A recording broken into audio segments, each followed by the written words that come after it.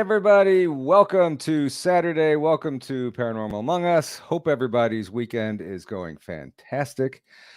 We have a great show lined up for you tonight. And as you can tell, Krista's not here tonight. So you will be having me. I am sorry.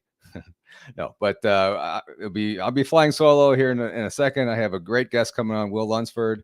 I'm going to talk about a lot of Bigfoot stuff. Awesome guest. I've been looking forward to this for a long time. Krista is bummed that she couldn't be here, but she's down in Alabama having a great time. And I saw some lives from BMR and also from Krista Blondes and Booze, and they look like they're having a good old time. Reception wasn't too great where they were at, but I've seen some pictures and stuff. So I hope everybody is having a good time down there. So, all right, guys.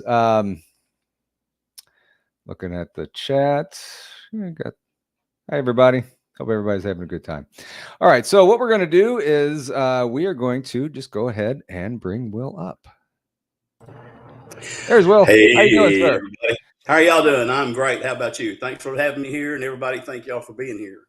Doing good. It's a pleasure having you here. I've heard so many great things about you. Like I said earlier, Krista's bummed that she can't be here. She loves talking to you, and but she's got the Bigfoot conference there. So, well, man, I have a friend that's down there named Phoebe, and she got to meet a lot of the folks that we're associated with. And she said I had a great time, great people. They all spent plenty of personal time with her and everything else like that.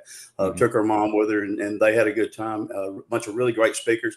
I was actually going to try to go down there, and then my preacher's mom passed away, and so I was kind of lined up on standby duty just in case. He actually preached her own funeral. Very, very, very brave man to do that. Something I couldn't do, but I was lined up just in case that he couldn't complete it or anything like that. But he just did a knockout job. But that's why I wasn't there. But then you and I had this plan for a long time, and I was going to do it from the road. But I'm happy to be here, sitting in my chair in front of my computer, and nice and comfy there instead of sitting on in a hotel room. Not so comfortable, but exactly. But I do appreciate everybody for being here again. Let me thank all our first responders, policemen, nurses, all our veterans because what they've done, for us, we get to do what we do, and this is fun. But what they did, like they said, all gave some, but some gave all. So I appreciate them for that. And so I want to acknowledge them anytime I get a chance. That's not just cliche or not part of a standby line. I mean that, man. Like I said, I'm not Merle Haggard. You talking about my country house, you walking on my fighting side. And so proud to be here. Again, man, I've looked so much forward to this. I didn't think we was ever going to get hooked up there, but we did. And I hope y'all enjoy We had a couple reschedules and stuff due to pickleball and everything, but we finally made it. So did you serve in the military? I didn't get to serve because I actually did ROTC in college, was getting ready to go into the Marine Corps, and then I have flat feet. And they said, well, you're not going to be able to go because that's going to cause you to have hip replacements later on. And I'm like, well, shoot. My dad was a Marine. He actually got shot over in Korea. Yeah. And so I really want to do it. I want to do it for myself to, kind of more or less, quote, make a man out of me, unquote. But I also want to do it to honor him. Well, it didn't work out that way. But I very, very work with my military as far as anything I can do, as the people that need help or things like that, trying to get things spread around if they're having some kind of benefit or anything like that. Love those people. Yeah. And, I always, whenever I see somebody in uniform, I always make sure to thank them for their service. And on Memorial Day, Veterans Day, whatever, really any day, you don't need those 2 days too. That's exactly. I do too. The same way.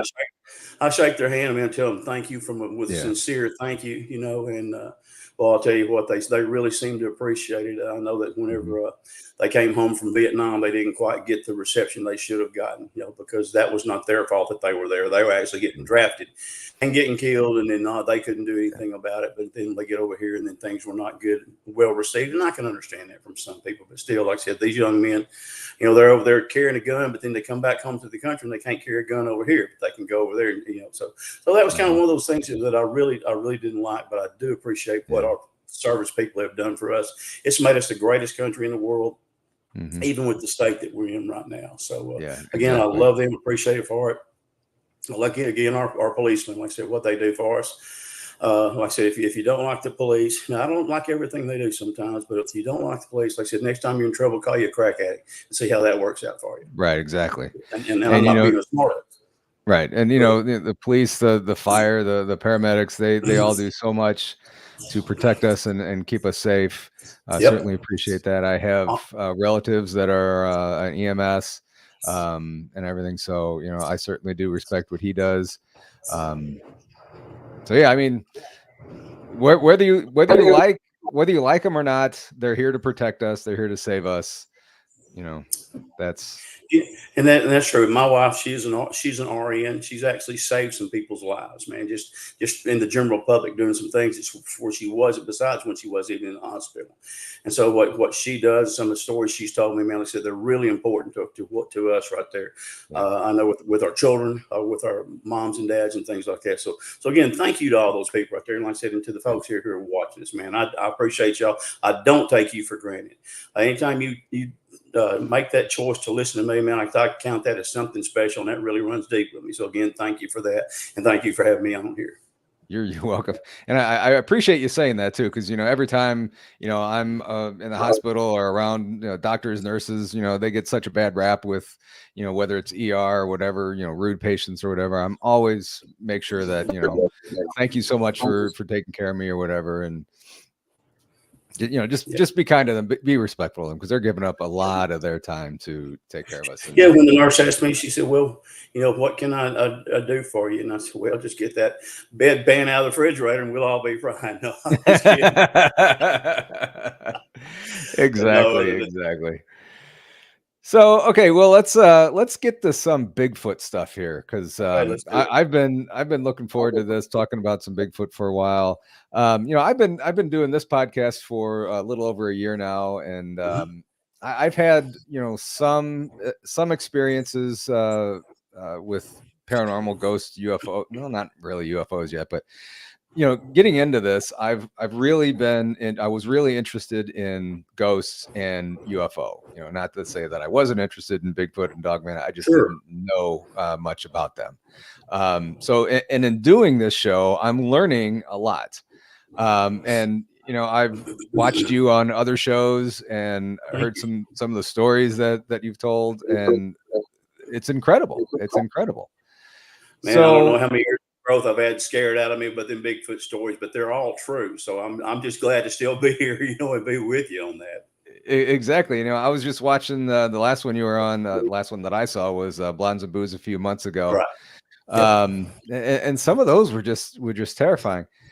What was so before all of this, the encounters happened to you? Were you a believer in this sort of stuff? Well, where I grew up was on a little road there called South State Line in Texarkana. One side of that road is Texas, and one side is the Arkansas.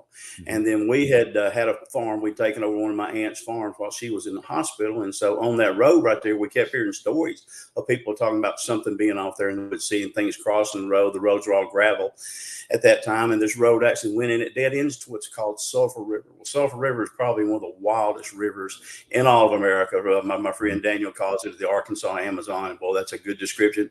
James Fay from Finding Bigfoot said, "Man, you can actually hide an elephant in there, and you can. It's just so thick." Wow. But I wasn't really a believer. We would hear the noises at night and stuff, but I didn't, think it was anything that was out of the ordinary. Like I said, I was raised in a Christian home, and just, I was raised, well, there aren't any such thing as monsters. Well, that's true. These things are not monsters. Though anything that we don't understand, we tend to sometimes classify as monsters. But my dad was an amateur boat builder, and Sulphur River was right about 2 miles down from where our house was. Went down there one day to test out one of his boats, try to test whether or not it was going to sink or whether or not it was going to float. And sure enough, I'm looking down there on one of these sandbars, and there's these two little black beings. And so anyway, I looked at my dad and I said, "Man," I said, "Dad, are those monkeys?" And he looked over, he goes, "Yeah." He said, "There's Mama up there on the hill." Well, man, I missed Mama because I just couldn't find her quick enough. And then the monkeys flew up the side of the riverbank and then went back into the woods. Then we had a man there named Mr. Otis that would bring us fruits and vegetables and things like that on his wagon, being pulled by a mule named Roscoe. And so one night, man, he comes flying up the driveway. The wheels are just about to fall off his wagon because he's in such a hurry. He comes up, man, he's banging on the door like that. He said, we answered the door. He said, "Where's Mr. Bob? Where's Mr. Bob?" And usually it was a lot of small talk. "Oh boy, you growing big," and all this stuff. But this time you could tell it's really serious.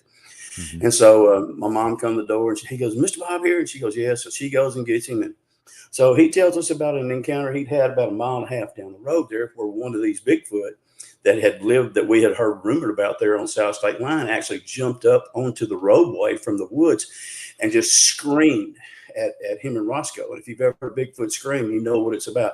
Your clothes actually vibrate, but you're just not used to you're not ready for the size, and you're not ready for the volume. And so Roscoe took off running. He said it took him about 1 mile to get him slowed down, but he ran into our driveway, asked my dad was he go get his gun, and then follow him with the headlights of the car so he could get back to his house, which is about 3 miles away. Well, I knew right then there was something, because Otis was not a liar. Otis was a good man. And then we had some down below the house. We had a pond we called the Buffalo Pond, not because buffalo the hairy animal, but buffalo the fish. And we had a lot of buffalo in there. We used to eat a lot of fish. And so one night, one of those things is down there that's screaming at the Buffalo Pond. Well, then one of the neighbors calls my dad. He said, "You hear all that?" And he goes, "Yeah, what is that?" He goes, "I don't know." All of a sudden, then another neighbor's call as soon as they hang up. And then all three of them decide to get together. They go off across the field. By the time they get there, the Bigfoot is gone. But they come back, and I'm scared to death, man. You can see the lights bouncing over the field as they came back through. And I said, "Dad, did you find it?" He goes, "No, it was gone by the time we got there." So I knew there was something weird down there. But then as I grew up, you kind of go into a man, you don't believe in these kind of things. People thinking you're crazy. I knew I wasn't crazy. And even for my dad to have the seriousness about it whenever he did, and he left, and these other two men also, they were family men, had their own families. I knew there was something there. So anyway, where we lived at there, like I said, was on that road. Well, then I live in Texarkana, Arkansas. And Texarkana is one of the true twin cities in the whole United States. Like I said, one side's in Arkansas, one side's in Texas. But it's also right here around what's called the four states area. We've got Louisiana to the south of us, and you know what about the bayous and the woods and things like that down in Louisiana. Also, all the swamps that you have down there. Yeah. Arkansas here, where I'm at, we've got flatlands until about 70 miles up there. Then we get into the foothills, and actually the mountains. Part of them are called the Boston Mountains. Some of them are called the Ozarks, and then some are called the Ouachita. So we got about 3 mountain ranges around here. And then over there to our west is Oklahoma. And Oklahoma if you know anything about Oklahoma is probably one of the hottest spots in the whole United States right now as far as for Bigfoot sightings.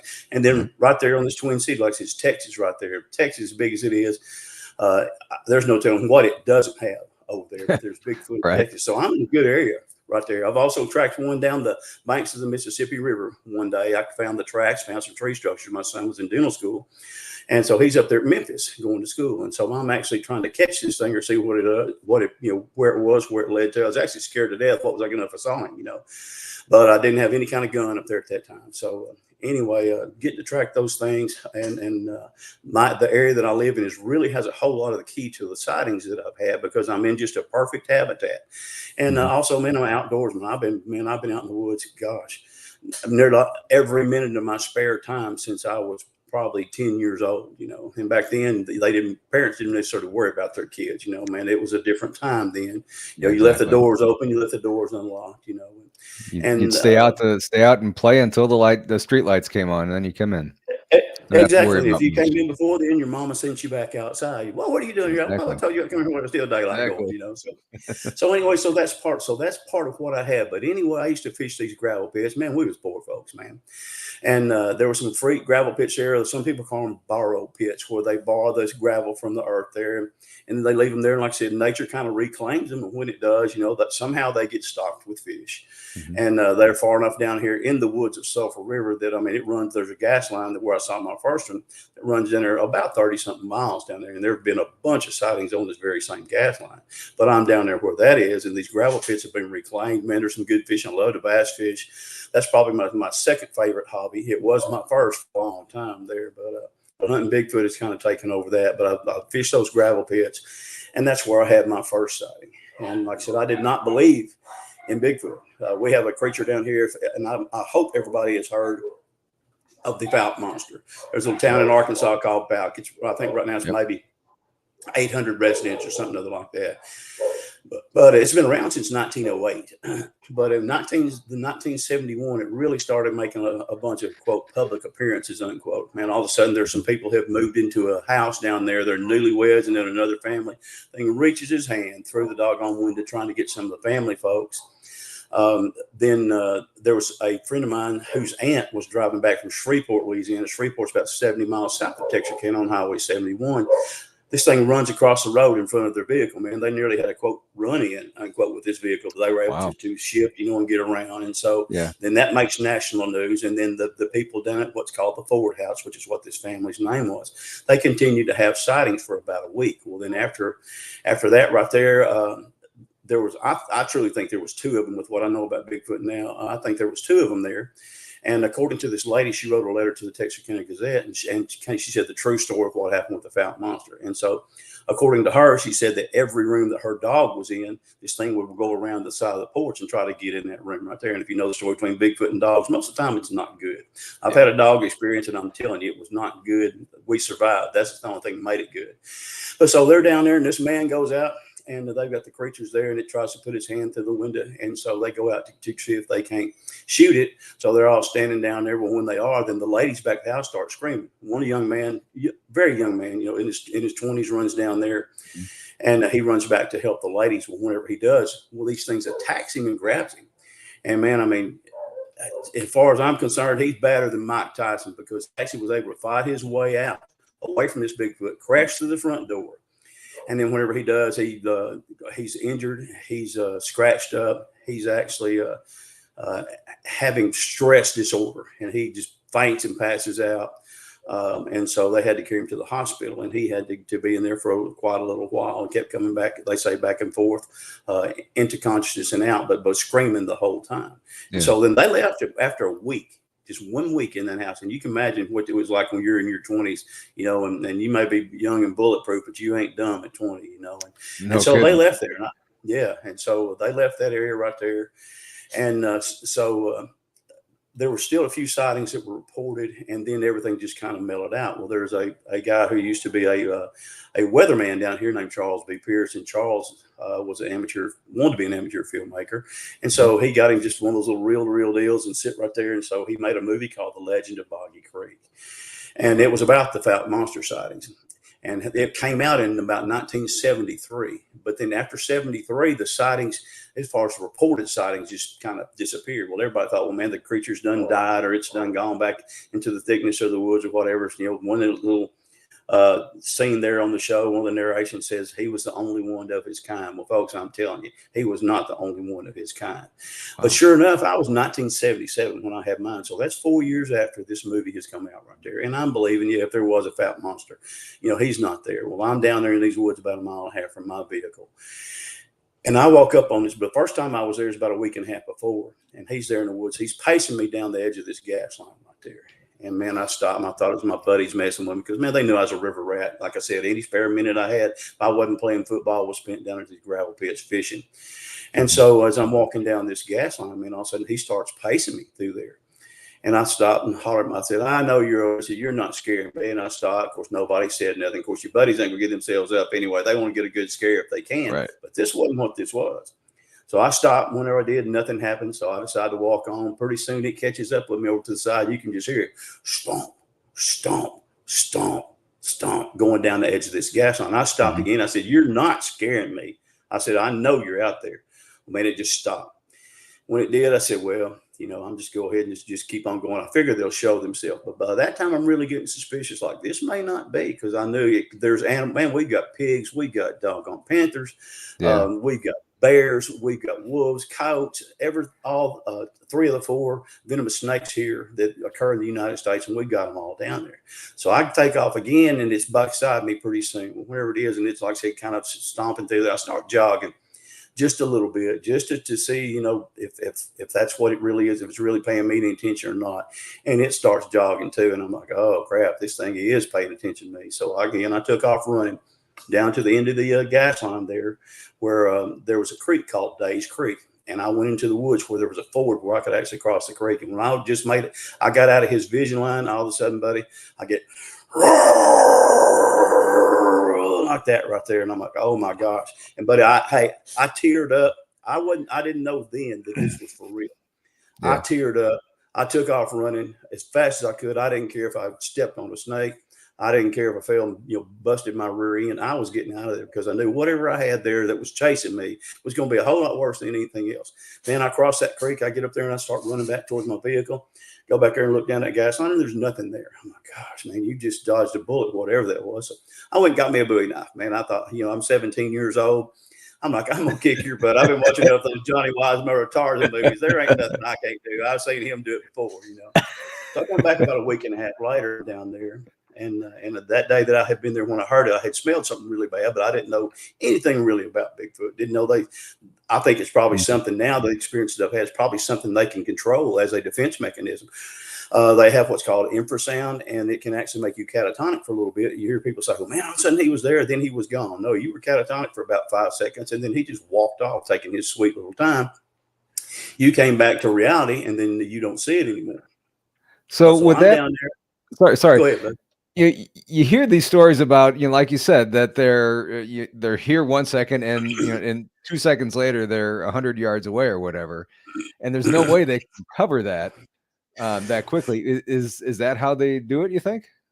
I truly think it is. No, actually, there's some folks that don't believe that. They believe they can, they have some other abilities. And if they have, I haven't seen that yet. And like I said, I'm not going to criticize them or say it's true or not true. I'm just going to say that I haven't seen it. So I can't speak to that with any kind of form of from a point of knowledge or education, because I haven't. If it is, I'll be the first one to tell you, I promise. Exactly. But I have a lot of friends of mine who said that has happened. I'm a big deer hunter, man. I've watched guys riding down the road right there, a couple of deer stand out in the field, I'm fixing to shoot, and all of a sudden they hear their four-wheelers coming down the road, and the deer just lays down, just like that. Then they're gone. Then where they hear the four-wheeler gone, they stand back up. Well, Bigfoot could do the same thing. I'm sure they do sometimes. I'm sure that they do that for some of the time, but not all the time. But like I said, all of a sudden, but that infrasound, if you read about it, infrasound was used by our military there as a possible weapon, against some of our adversaries that we have right there. They actually use infrasound to find some of the artillery when they shoot through there. Elephants have infrasound, lions, tigers have infrasound, and again, they use that as more or less as a weapon. And then too, whenever they have that stink, it's kind of like a skunk, man. You know how skunks do, man. You can't even hit one without a car without him just spraying you good, Yeah. But I think they actually use that. They have what's called a brachial gland up underneath there, and then of course they have their anal glands back there. But I think that's one of the tools the good Lord gave them, as well as protective coloration. Like I said, I'm a bass fisherman. I love to fish for bass on the bed when you can see them, but you're sitting there looking right at them and you can't see them some of the time. Same way with Bigfoot. You can see them right there, and because of the way their hair is, the way the hairs have got, almost sometimes like a polar bear. A polar bear's hair is not white. A polar bear's hair is clear. The light actually bends through the polar bear hair. And I believe Bigfoot can do that as well. I believe that's part of some of what they do. And so with that right there, it kind of makes sense that they have a set of senses that the good Lord gave them, being 10 foot tall and 1,000 pounds, to where they still haven't been discovered yet. There's something to that, and that's because I consider myself to be a really, really observant hunter, to be a really observant fisherman and things like that. And like I said, I saw my first one in 77. Now I'm a whole lot better at it than I was back then, because man, I can spot them. But if you go deer hunting, what you look for, so many people, they look for Bigfoot and they're looking for the whole thing standing out here.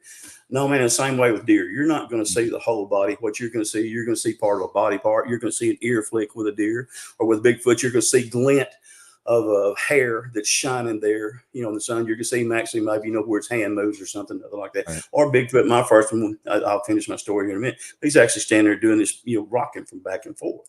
And so you'll see something like you'll either see motion, or you'll see, like I said, a part of a body part, and then you kind of just start picking up on seeing the whole animal that way. And that's the way that you do. I've trained my eyes. There's a lot of people who've done the same way, train my eyes just to look for that. I said, being a hunter and a fisherman, it makes a whole lot too. But anyway, that day right there, when I first saw mine, I walked down that gas line, was continuing to smell this thing, wasn't paying attention. I came across, I was paying attention. I just didn't think lightning was going to strike, twice at the same place. I really didn't. Right. I crossed this place called the Crossroads there. It was a place I used to see a lot of deer and stuff. They'd be standing right there. So I was walking across the gas line, and man, I just got that funny feeling. And you can call it a sixth sense, whatever it is you want to call it. But man, I just knew something wasn't right. My hair was was tingling. I knew, and I stopped and I wanted to walk, but I'm like, man, there's something wrong right here. So finally I thought, you silly sucker, you're just being spooked by what happened to you last week with that scream. And so I was going to again go across. There was 2 more gravel pits I wanted to fish. It was right at twilight. I didn't have the best vision. I had enough vision I could see, get to the gravel pits and come back. But that was it. But anyway, all of a sudden I look over there. It's on the left-hand side of the road, and it's squatted down. You saw a video not too long ago where a Bigfoot comes and just flops down like this on a rock there near the Colorado or something like that. Man, you ain't never seen a Bigfoot sit down. Oh, yeah. That was Bigfoot. The one somebody took from a train. Yeah, from a train. Yeah. When you see Bigfoot squats. He gets on his doggone knees as a rule. He has to be prepared to move. I mean, truly. And so they'll get there, and when they do, they just hunker down.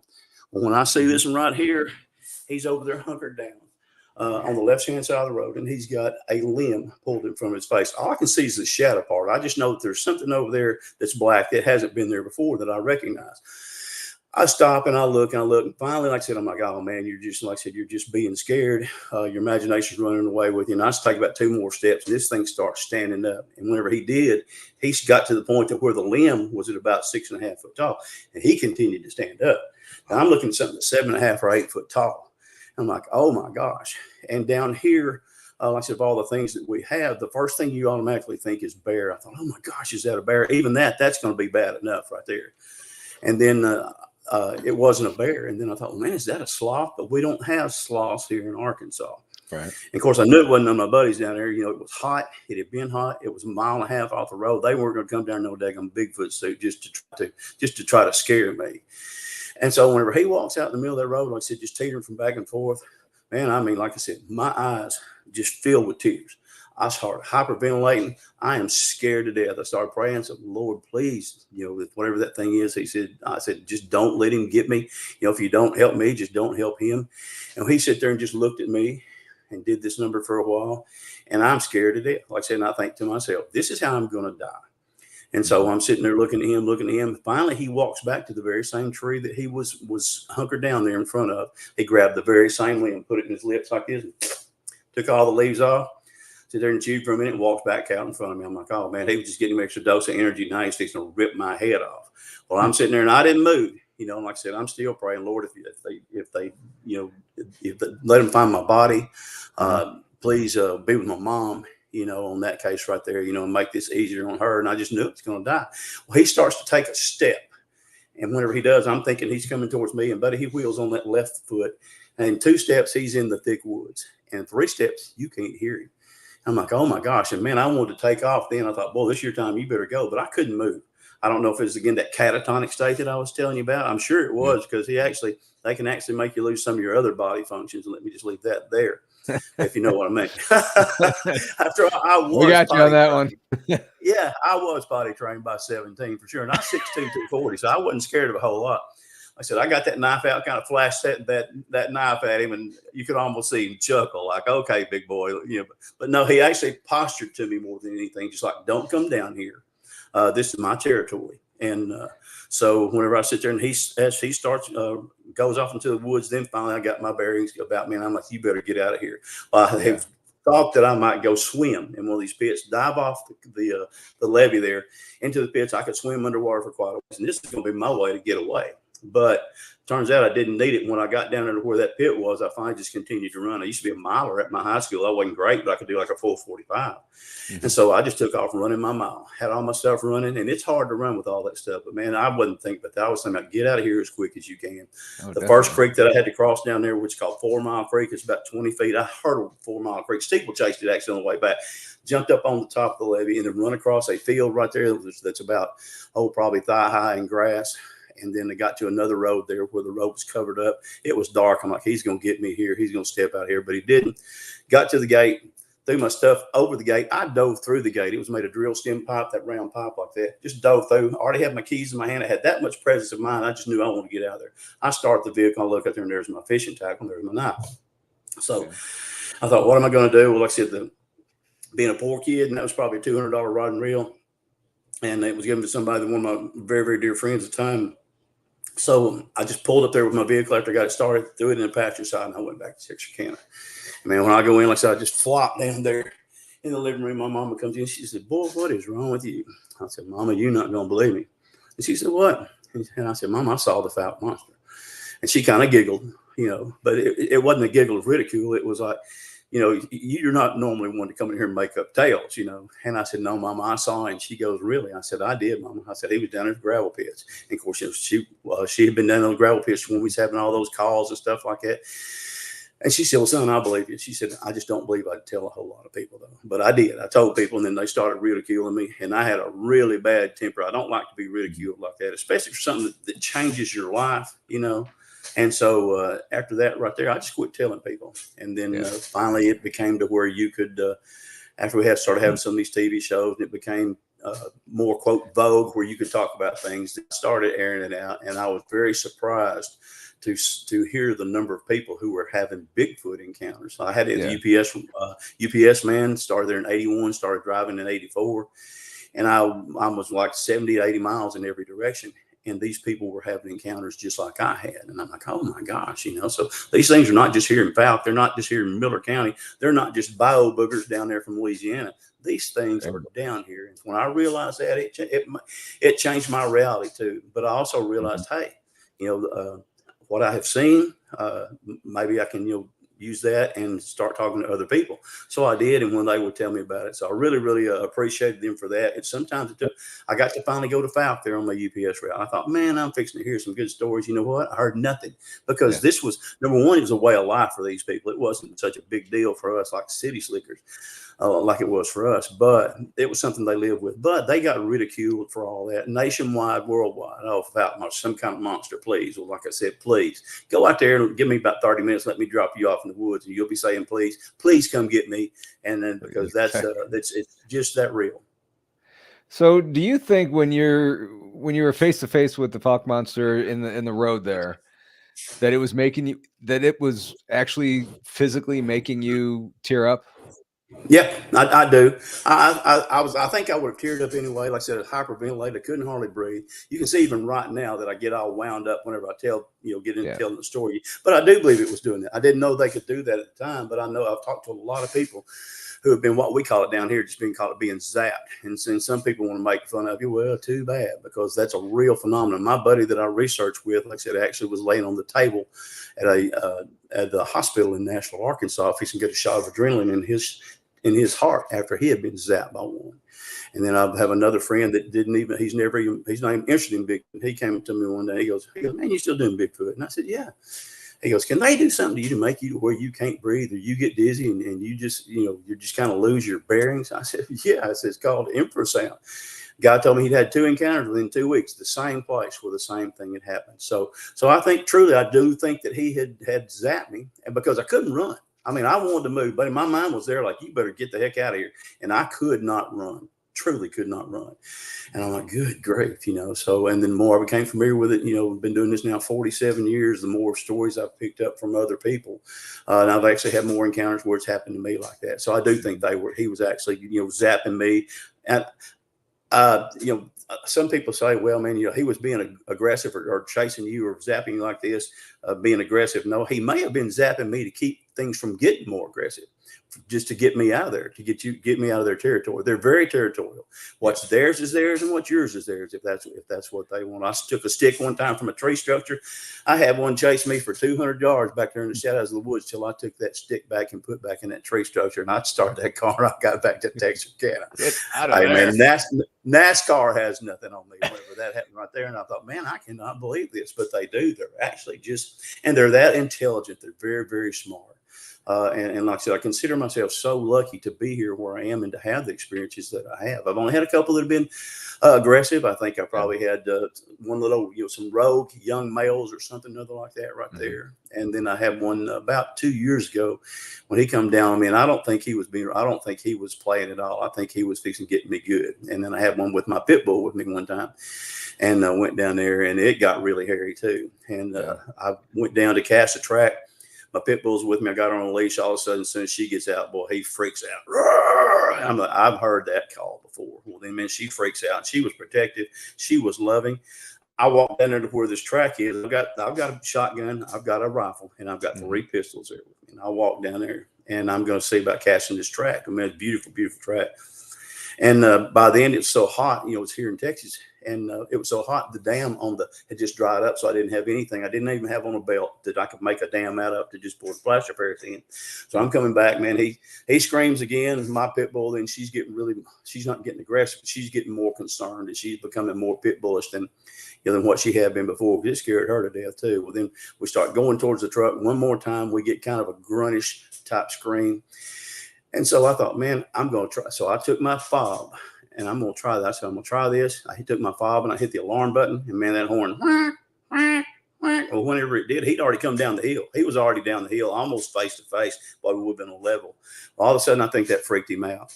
I got that door open. She jumped from the ground over my seat and my console in one jump and landed in her seat. And she got down her, and she was just scared to death.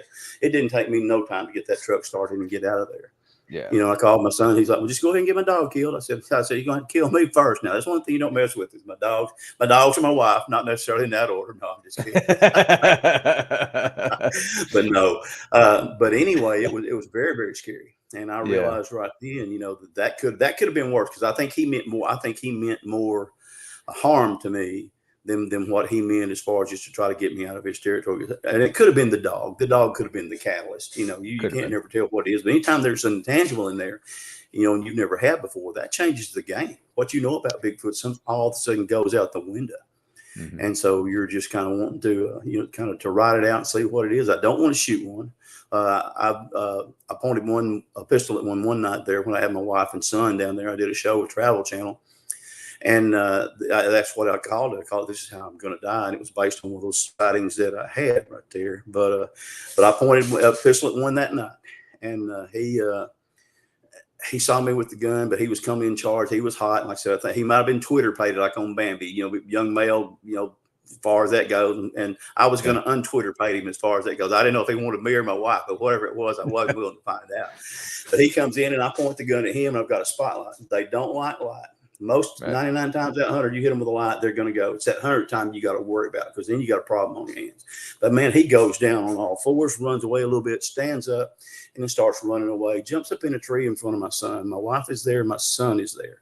And we're down these woods. We're 1.8 miles off the road down there. And so finally, he jumps down out of the tree. Well, whenever he does, we hear one over here to the side going, ruh, ruh, ruh. So he was chasing his buddy. There was actually 2 of them.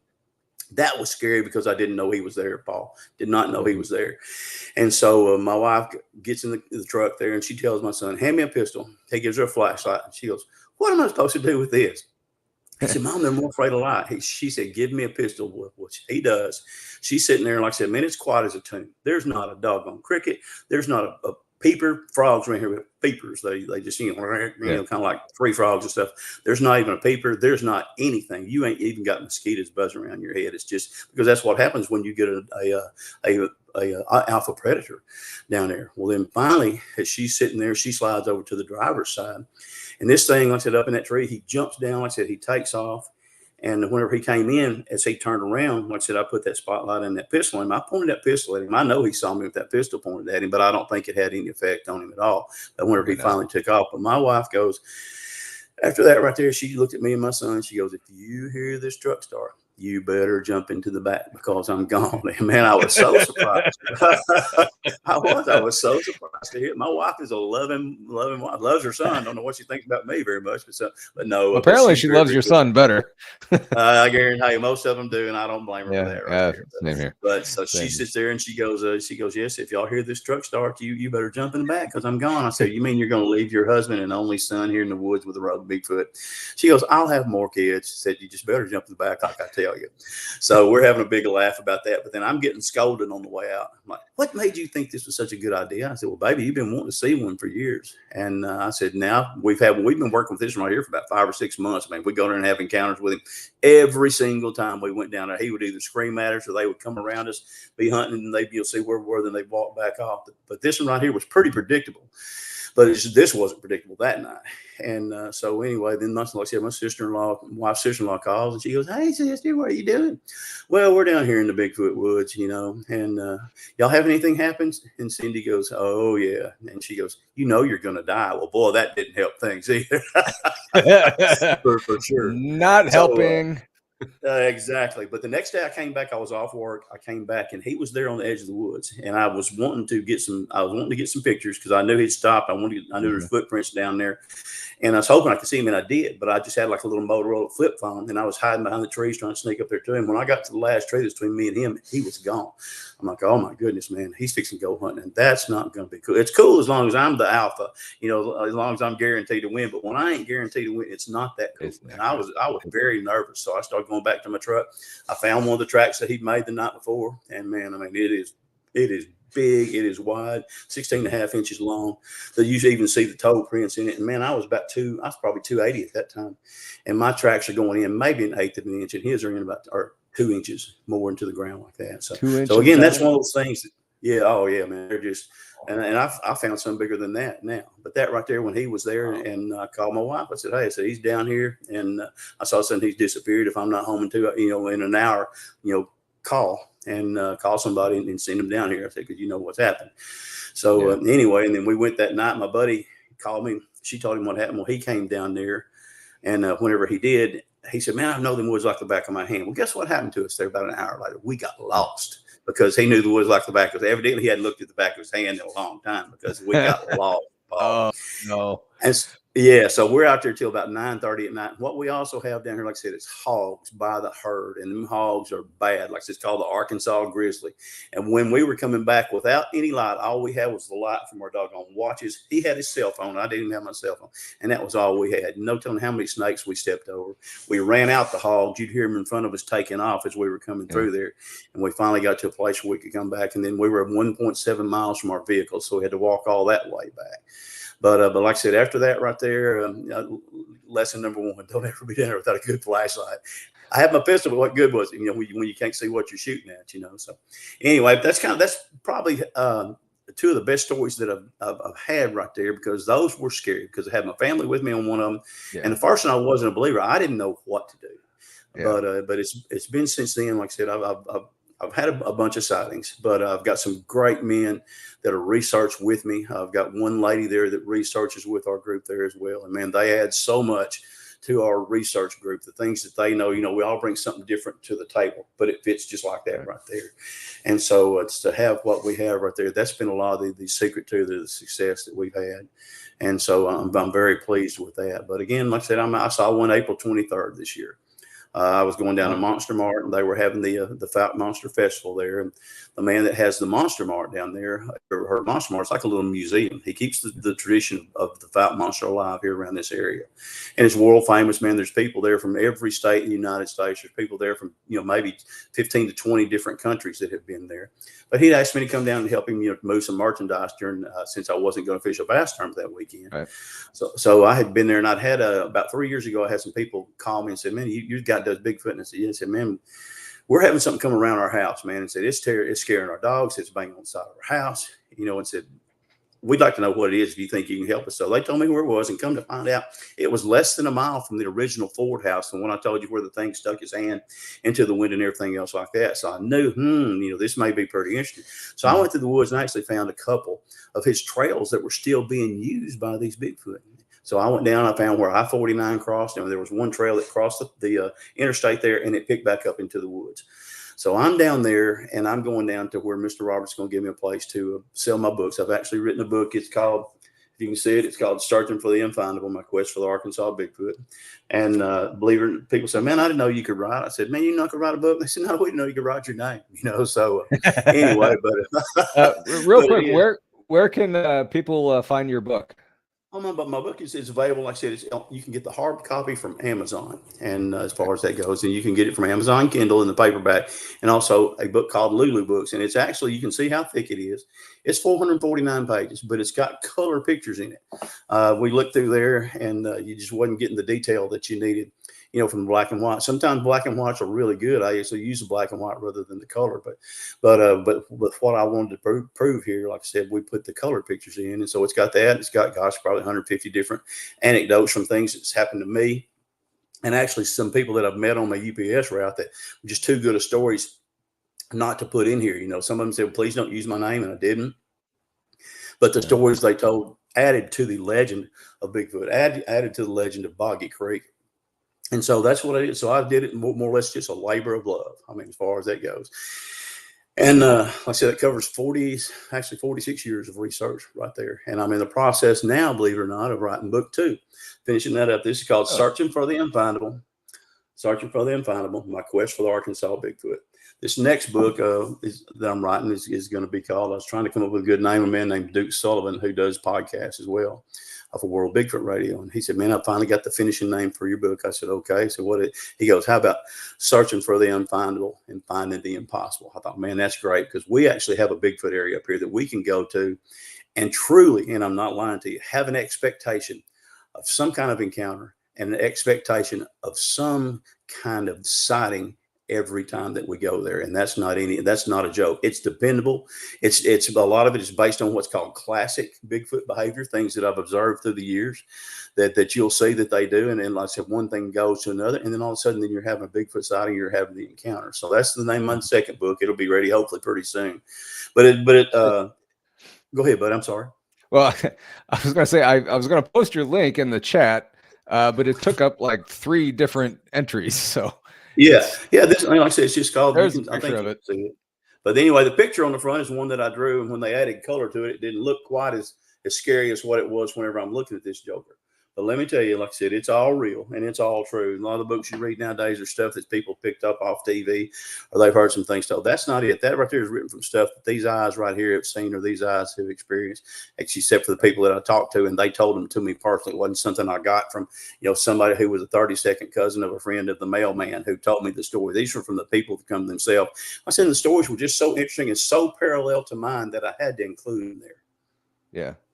And I'll put his link in the show notes at the end of the show, so you don't have to worry about whatever I just. Well, please, I appreciate you doing that, folks. If you want to learn something about Bigfoot, truly, it's not that I'm an expert, because there are no experts, regardless of what some of these people tell you. But I've had a lot of experience, and these men that I'm research partners with, they've had a lot of experience too. 2 of them actually have Bigfoot on their property. So that pretty well kind of makes you not just an eyewitness, but an eyewitness, Exactly. And so having what they have and what they've heard, and they've added so much to it. We share everything we have. There's no such thing as $1 million picture, like everybody says, or it's not my 15 minutes of fame. Part of that 15 minutes of fame, 12 of those 15 minutes are ridicule that you're getting from other people. It's not like it's some kind of deal where you're going to get praise or pat on your back. And, like you said, when you first saw this back in the 70s, right? Right. 1977. 1977. It was probably in a time where, people didn't want to hear this stuff. So yeah, they would ridicule you and everything. But, over time, as with just about everything in this field, Bigfoot, UFOs, paranormal ghosts, whatever, over time, people are, I guess, I don't know if more accepting is the right word, or more open to it. So, nowadays you're not going to get the ridicule. I shouldn't say at all, but as much. As a rule, that's true, and that you don't get as much. Every now and then you have somebody that just wants to be a stinker. I had one guy last year at the Ted Nugent concert, and I thought about borrowing one of Ted's guitars, just bashing it over his head, because he was just a real stinker, being ugly, not just to me but everybody else, and was a bad drunk too, let's put it that way. And so I just kind of let it go on something like that. But you don't get quite the ridicule as what you used to get, because believe it or not, most people are interested in whether they're actually real. Some of them may have their mind made up, but that's the second most. The Patterson Gimlin film is probably the second most viewed piece of film footage, besides maybe the John F. Kennedy assassination, or else with the Zeppelin there that's get caught on fire, the Hindenburg, and so that's one of the top 3 right there. So everybody as a rule has an interest in it, but finding the pictures is people say, well, there aren't any pictures, how come there isn't any evidence? Man, you can ask Krista. I think Krista will tell you, and I've got 100 pictures on my phone right there, and 40 of them are really good, clear picture, Bigfoot pictures. Some of them are based on the others, what you've just seen. Then the next one will be somewhere. So, and some people call them blood squatch. It's not. Like I said, I just wasn't able to get a visual where you can actually see, but I've got some you actually see the iris and the sclera and everything else like that too. And then having Photoshop and all the photo editing software, it's pretty hard to doctor these pictures and stuff, and maybe more people would believe back then. And then post Photoshop and all this stuff, it's so easy, especially nowadays with AI, where people just like to doctor things and like you said, get their 15 minutes of fame and kind of ruin it for everybody else who's seen and have pictures of the real thing. And that's a lot of reason they're doing it too. They want to ruin it for everybody. They want to get their jollies that way. My wife, you say, "Oh, you believe everything's Bigfoot?" No, I don't. I've seen it. I base it. A friend of mine's wife is a banker, and the way that they say, well, "Man, how do you keep people from passing fake bills on you? I bet you show them all these fake bills and stuff." And she goes, "No," she said, "Actually, all we do, we show them real bills. We don't even let them handle the fake bills." And she said, "You can tell later. After that, you become to where you can tell by the texture. You can tell by the clarity that you have. And so pretty soon," she said, "we don't have that problem." And that's why, because we don't ever show them the fake stuff. You can get on this stuff now and see some of these shows. No, not all of them are fake, but man, there's some there. They're just ridiculous. Those costumes that they get and try to, exactly. In British Columbia, the Sasquatch is a fact of life. That's T-Bone. T-Bone, you're exact. It is here in Arkansas too. The reason that they don't want to accept it here in Middle America, like I said, everybody thinks that Bigfoot in the United States started in California with the Patterson-Gimlin film. Well, there's nothing further from the truth. The very first Bigfoot sighting that I know of that was actually documented is from a thing called Charlevoix, Louisiana, 1721. And it was in Natchez, Mississippi. And it was about a Bigfoot that was coming in, and it was raiding one of the Jesuit settlements it had, stealing the cows and the goats, the baby goats, and then taking them off and eating them. And then, of course, then the next one you have 1818 there in a place called the Executor, was what the paper was calling. It's from a place there in New York. And there's actually a Bigfoot sighting up there. A man sees a Bigfoot run out of the woods. It turns and goes away. A lot of people chase it. Of course, they can't catch it. And then people have gone out since then. They don't find anything. In 1829 in Milledgeville, Georgia, there was a group of 9 hunters that went out. They were camping. They found the big old tracks. Man, they thought it was really amusing to get out and try to hunt this thing. Well, by the time this thing had done killed 5 of those 9 hunters, the Bigfoot was not amused. And so that's, again, like I said, 1829. And then, man, the next one, which I'm so proud of, the next one we have here is 1834 in my home state of Arkansas, a creature called the Arkansas Wildman. Where this thing was actually about 35 miles north of my home in a little town called Paraclifta. It was also seen around the Mississippi River through there. But this thing was it was evidently some kind of athlete that the people were trying to catch it, and it turned on him. It gouged one man's eye out, actually bit him on the shoulder, messed him up really bad, jumped on the back of the horse just crossways and took off riding across the back of the horse. But then, like I said, that's 2 years before Arkansas becomes a state. That's 1834, 1836 when Arkansas became a state. And then it was about 40 years before the Civil War. And so when you go look before Abraham Lincoln was even president, before Abraham Lincoln was even thought about as being a dignitary. Yeah. So you look at those things, and that was right here in Middle America. Like I said, you started out right there in Mississippi, Middle America, New York up there, Northern America, Georgia, East Coast, and then back to Arkansas, right back to Middle America again. Then in 1958 with Jerry Crew, the footprints that he casted there, and then with 1967. With the Patterson-Gimlin film, everybody thinks, "Oh, well, it all started in California." No, it didn't. It's been here for a long time in Middle America. And when you realize that, it's not so far-fetched for you and I to realize, just like T-Bone said, it's a fact of life there in Sasquatch in Canada. It's a fact of life here in Arkansas, Texas, Louisiana, Oklahoma. I saw one in Oklahoma. First time I got to go, I went with some friends. They actually had an area. And we had been out to about 2:45 that morning. And so we were just laying down when we got through and getting ready to get a little bit of sleep. And so as we're laying down there and everybody's kind of resting a little bit, people are in their cars. They're around some of the campfire. There's a couple people in tents. And so as I'm looking out the flap of my tent, all of a sudden my nighttime vision just goes away. I'm like, "Oh man, surely not." So finally a little bit, it comes back on. I'm like, well, your eyes just weren't adjusted yet. Yeah. About 5 minutes later, I heard one little pebble where we parked just rolled down the hill. And man, I sat up. Whenever I did, I grabbed my pistol and my spotlight, and I'm looking out there. And it's a full moon night, so that really helped. When it does, here's a Bigfoot with his hand on my truck on the left-hand side on my driver's side. And he's going down like this right here, looking in my window, looking at my food. He stops on my windshield, puts that hand up there right there, and is looking. And I thought, I'm fixing to hear my windshield bust. You know, what am I going to do? Yeah. So he walks on a little more. There's 2 guys right here in the pup tent. And I was afraid if I lit him up or shot that he was going to, it was going to be crossfire and it was going to be chaos for those guys. So I let him walk just past our tent. Whenever he did, I lit him up. I had a really, really bright spotlight. Man, when I did, he took off running back down towards the river. And so, man, I'm like, golly, well, my buddy, I didn't know it. The guy who's there next to me, one of my research partners, and my son on the other side, well, he turned on his recorder. And so 5 minutes later, this thing comes back, and evidently he's done found him 2 real nice hand-sized rocks, because here he is. Oh. Whack! Yeah, I mean, right outside my tent. And it woke me up, and, man, I really got scared then.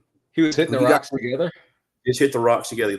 That's how I had my one sighting down there that I was telling you about there, that I did the Travel Channel show on there. Barbara was rock clacking. I'd never tried that before. He came and clacked the rocks together. Then he goes back to the river for about 30 minutes and whoop, whoop, whoop, doing that stuff right there. I'm like, oh gosh. Well, as we get up the next morning to go to breakfast, like I said, you've got all that dust, that iron ore dust and stuff in the mountains of Oklahoma. I'm behind one of the guys, and whenever I am, then all of a sudden this handprint starts appearing on my window where he put his hand on my windshield, where he put his hand on my windshield. So I actually got home, tried to do some tape with it like they do with fingerprints. Yeah. But I was actually going to screw it up more than I did otherwise. So I just took my brother-in-law is a city policeman. Well, I knew who the guy doing the fingerprints was, so I just happened to see him at the ballpark. I said, man, tell me what I got right here. He went over and he looked, he goes, you got some kind of fingerprints there on your truck. And I said, he said, I don't know what kind they are. I said, oh, I know what kind they are. I said, you know. I wanted to verify with you that this was actually handprints, and it was, So, so again, that's one of those really, really things that happens to you when you're out in the woods like that. But it was pretty scary because I'm looking through just a piece of screen at a Bigfoot 20 foot away, walking with his hand on my doggone truck. And then all there is a piece of canvas whenever he comes and cracks those 2 rocks together like that right there. And it was, I said, that was pretty unnerving too right there. Oh, I bet. Oh yeah. And to hear him growling or whooping, whatever that oh yeah, man, that whoop is incredible. That's a classic sound that they make. Again, they like to growl. They can do what's called gibberish. It kind of sounds like some kind of little foreign language, like some children that speak foreign languages would be doing.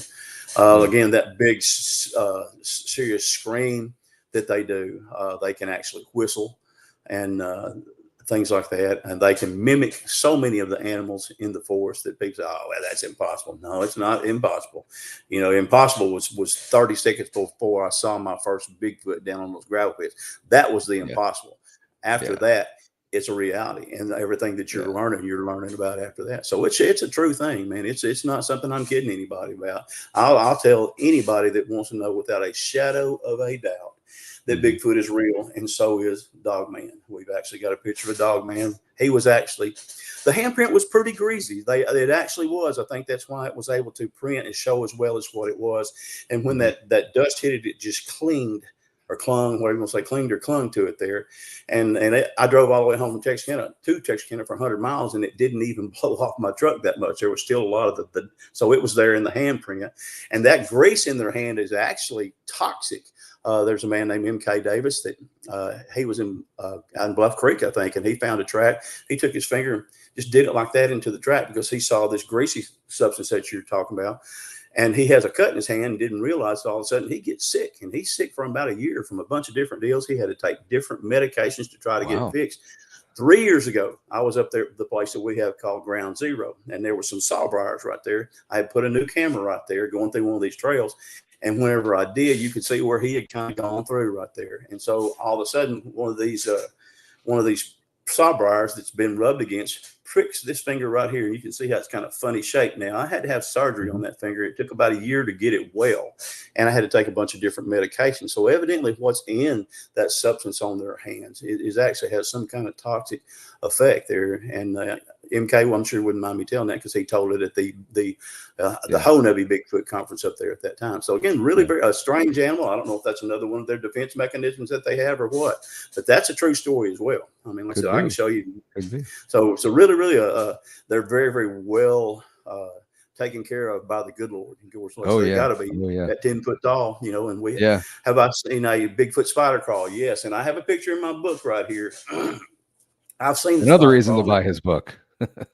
There's a lot of pictures in here. I've got a Bigfoot. I actually we had a place there, and there were 2 logs that were together like this right here. And so as me and my friend, research partner Stephen Hill, are going down there, and we had both found this area by accident, but we were going to the same place one night. And I thought, oh man, this is going to be good, and it was. And so we were going to, and we're putting Snickers bars out there for these things. Man, they got a sweet tooth, just like we do.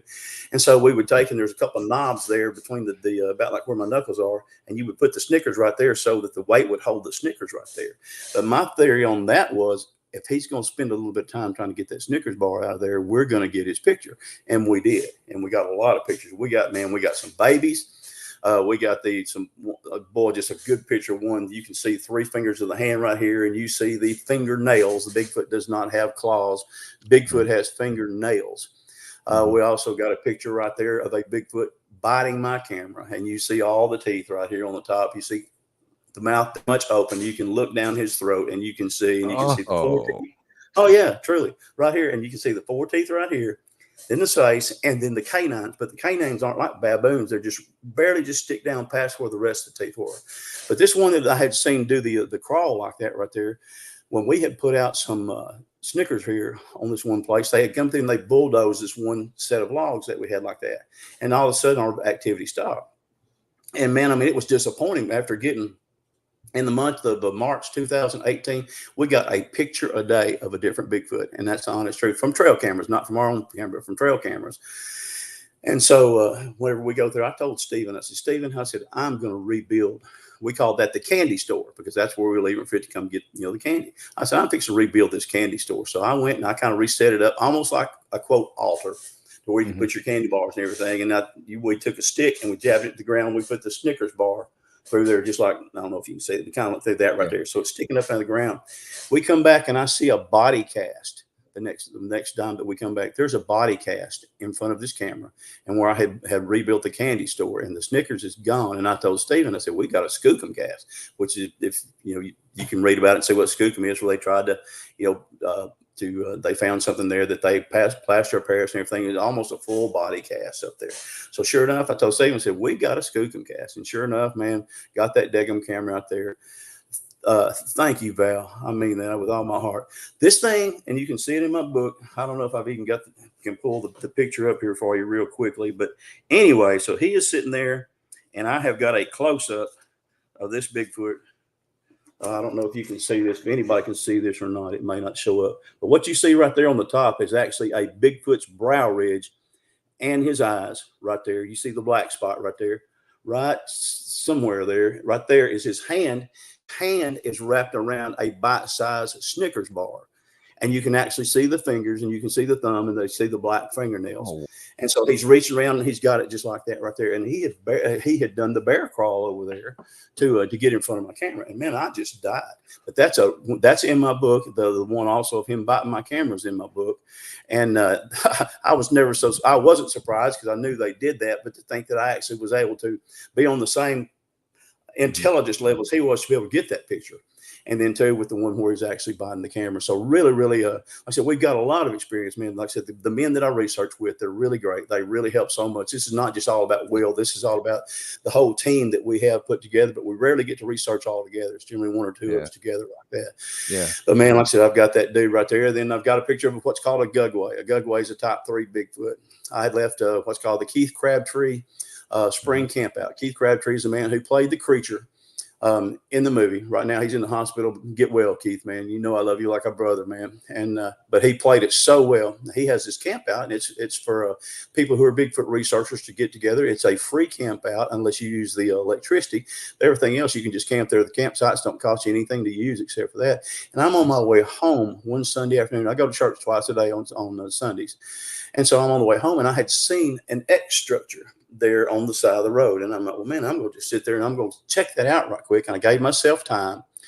And so whenever I go down there, I'm looking at that, and man, I mean, it's just perfect because, like I said, they're almost, I don't want to say anal retentive, whatever the disease is where you're obsessive compulsive. I can't remember what it is, but anyway, OCD. But you see, OCD, that's it. I'm sorry. Yeah, I just couldn't remember. And I've been through too much today mentally. But anyway, but you see this X structure right there at the top of one of them right here. You know, here's the fork up there, and then there's the fork right there. And so everything is just perfect. The angles are just perfect. They're perfect onto the ground, and where they cross about 8 foot tall up there. So I stopped to get out there and look at that, and I'm like, man, that is too cool. And I had a 40 caliber Glock is all I had. And I had my cell phone. I didn't have as good a cell phone as I've got now. And I got out to look at that. And all of a sudden I look coming across these oak flat right there. And there's something on all fours, big and black. And he is getting with it. And I'm like, oh man, that's a hog. We got some big hogs. We got some 500 and 600 pounds here in these woods around here. And then finally I got a better look, and I'm like, man, that's not a hog. That's a Bigfoot. So, man, I'm sitting there, like I said, he is just trucking, and he's running right towards me. And it scares me at first. I'm like, well, he's coming to get me. But he turns off, and then he slows down. He starts kind of trotting down this one little trail that goes into a thicket. So, anyway, I'm like, I'm going to go. I wasn't scared. You know, I've been doing this long enough, and I ran towards him. And so whenever I get down there, I'm following this. There's a deck about a 20-foot cedar. It's all stripped out. You can see that that's one of their markers that they use. Classic Bigfoot behavior, stripping the cedar trees, using it for a quote insecticide. And so I'm heading down there, and all of a sudden I look, and there's a big log laying down there, just like that right there. And it's got what you call, I guess, spider roots or whatever. You know, that right here will be the roots in there. And I look, and there's his head stuck right here between these roots, just like that right there. And his shoulders are so wide. And just looking at down on his, and he's down on his knees. And come to find out, that's called a gugway. Like I said, type 3. Okay. And I stopped, and I'm like, oh my gosh. And so he's sitting there looking at me. And so again, I had my cell phone ready and just had that 40 caliber Glock. And I sit there and I'm like, good grief. I took a quick picture right quick. Well, as soon as I take that first picture, and he kind of sees it's getting pretty close to dark, kind of sees the flash from it. He turns and looks over his shoulder like that right there. Well, according to my Native American friends who are familiar with the gugway, he was signaling one of his buddies. And so there was 2 or more than likely. And so they were actually hunting me as far as that goes. Because whenever he was coming across the woods, I didn't even think of anything about that, but I think he was actually coming to get me.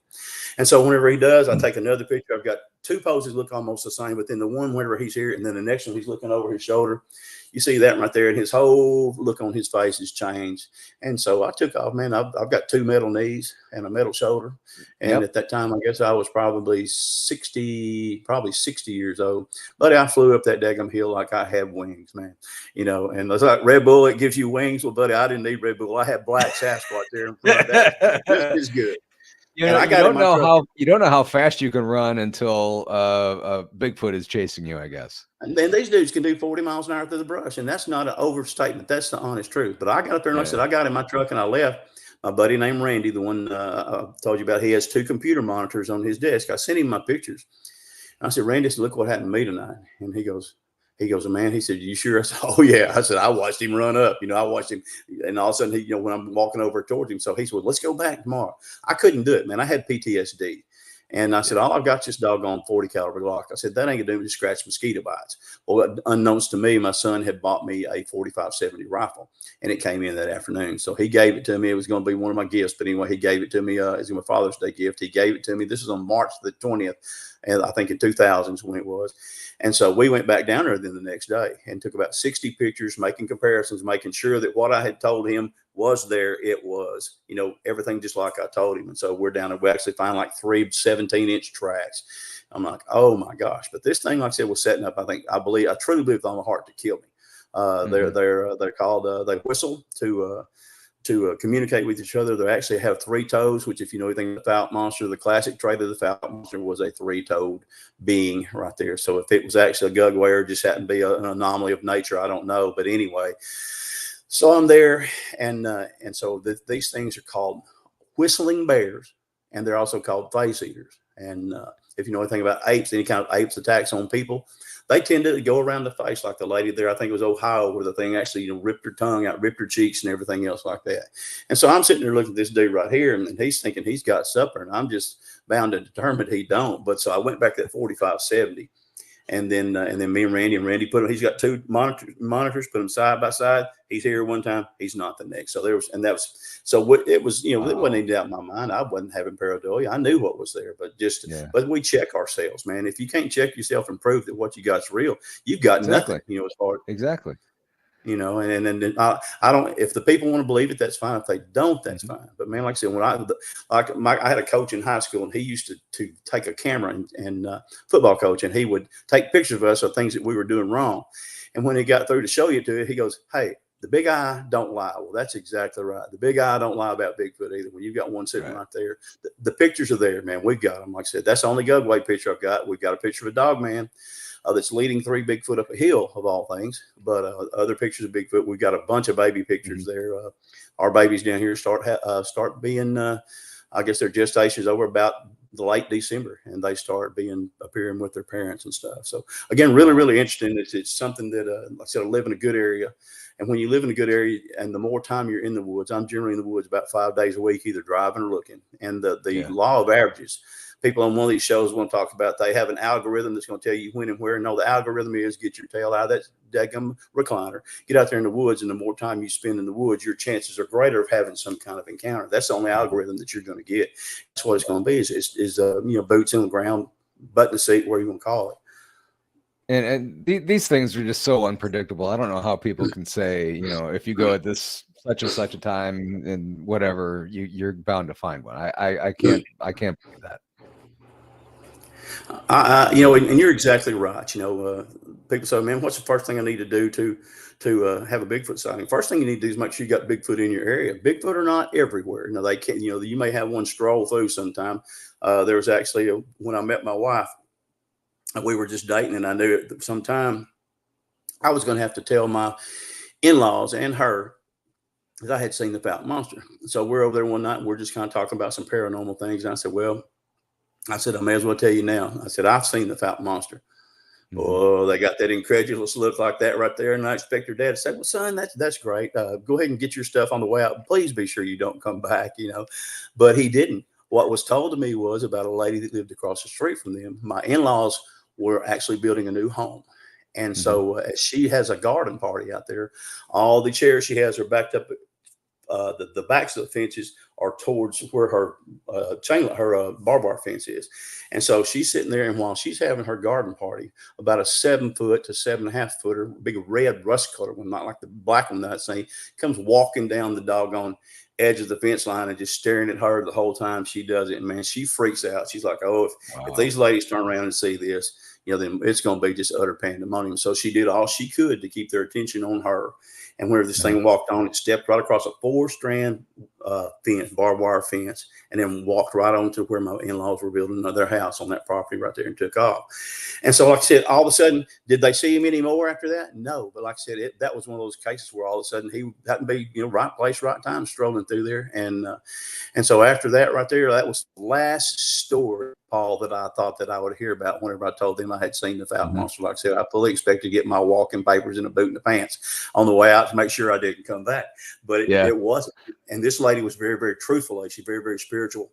And she told my mother-in-law that, and they had never had any reason to doubt her. But when I told them that, they, 2 and 2 equaled 4 on that right there. So they realized, hey, this guy's got, that he's got a true story that he's telling right here. Yeah. Got a couple more questions here. Sure. Another one from Val. Does the dog man in your pic have a tail? Well, from what we can see, it looks like he does. This dog man, it looks just like a doggone. We're down there. It's late in the afternoon. We're running our cameras. We're setting up the SD cards and putting in new batteries and stuff. And so as we're walking, we went backwards. Normally we just follow a milk run. We go around in one direction there, set all our cameras, and we're right there at our truck where we get through with the last camera. This time we did it backwards. And so whenever we do, I guess that threw him for a loop, because whenever we're going up the hill to get to one of the last cameras we have backwards, we looked there and Steven, my friend, goes, "Stop." And I said, "What am I doing?" Because we're always messing with each other. We'll throw a rock or a stick or something other like that. He said, "Stop." I said, "What am I doing?" He goes, "No, stop." I stopped, and coming up that hill, there's a dog man. And he's not only that, he's like a hyena. He's got a great old big head, about like this right here. He's got the ears on the side. He's got the black eyes, and he's hunched over like that right there. But then also his arms are very short and kind of skinny. And like I said, the legs are skinny, and it looks like he's got the tail back there, unless it's another part of the leg, the other leg that I can't see, but it looks like he has a tail. But he is 100% real. And he's sitting there, and then he's got a little baby dog man with him that runs off, and there's one limb that's sitting there, and it's kind of at an angle right here, and he goes and he gets right here underneath the limb. The baby dog man just hides. I've got a picture of him sitting there underneath there like that. And so like I said, he leads these three Bigfoot up the hill. Then when the Bigfoot see us, they just kind of squat down like we talked about a while ago. They squatted down the grass, and next thing they wasn't there, but the dog man was still there. And so my research partner, Steven, got that picture. And man, it's one of the most interesting pictures you've ever seen.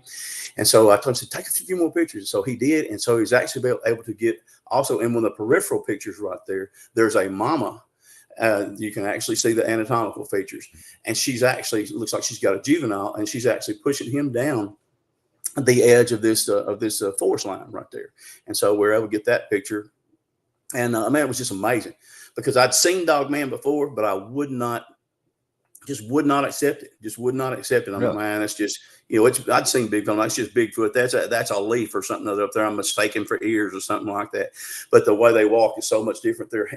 Their feet are almost reversed like that, and they kind of step upwards, like they're stepping over something other. But man, they're one scary individual. Their howl is almost like the American werewolf in London when they do howl like that right there. Wow. And I've got a couple of pictures of them also. Like I said, on some of my game cams, they've actually come by the game cam. I've got one there that I think I showed on Krista's show with Rob last time I was on there on Bigfoot Mission Rob, and you can see the one there. Boy, he's got a nasty look on his face. You can see teeth and everything too. Then we have one called the Witch. And the Witch scares me to death, and it's a big one. And it had moved my camera. I couldn't find my camera, so I'm looking around. Well, finally I find it. When I do, I carry my card reader with me, so I don't have to to take as many SD cards and stuff. So I put the card reader in right quick. And when I do, the first picture I've got, and there's this, we call it the Witch, Dog Man, Bigfoot, whatever you want to call it. He's sitting there going, just like that right there. And you see the teeth, and the teeth are nasty. These here are real long. It's fang type teeth. And so, and the eyes, he's got the beady eyes, and he's looking over the top of his eyebrow. I wish he was here, because I would just kill you now. And I found, I'm like, oh my gosh. And so I've still got a picture of the Witch, and it was a nighttime picture. I've been getting it filtered up pretty good. Being a nighttime pic, they're hard. That's the only thing about game cam photography. You're kind of left with the hand that you're dealt. If you have your settings at a certain one, you're left with that right there. But then I've got another dog man over there, and he's actually got a female dog man, and it looks more like the German Shepherd type. It doesn't have that great old big head, but that one right there, the Witch, looks more like just a rogue Bigfoot. I've actually got a picture of my camera besides the one in a Bigfoot's mouth. I've actually got my camera up there with the dog man's mouth open, and he's fixing to put the camera's mouth, and every tooth this dog man has is a canine tooth, and you can see it right there. I mean, it's right there with it. And then in between there, you've got two orange eyes in between there, and you can see, and that's either another Bigfoot or dog man over there. So again, that's one of those pictures that, oh man, it's just crazy. Yeah, all of a sudden it changed the way I looked. Like I said, man, I'm a spiritual man, but I realized, gosh, man, there's things out here that I don't want to acknowledge. My wife did not want me talking about it.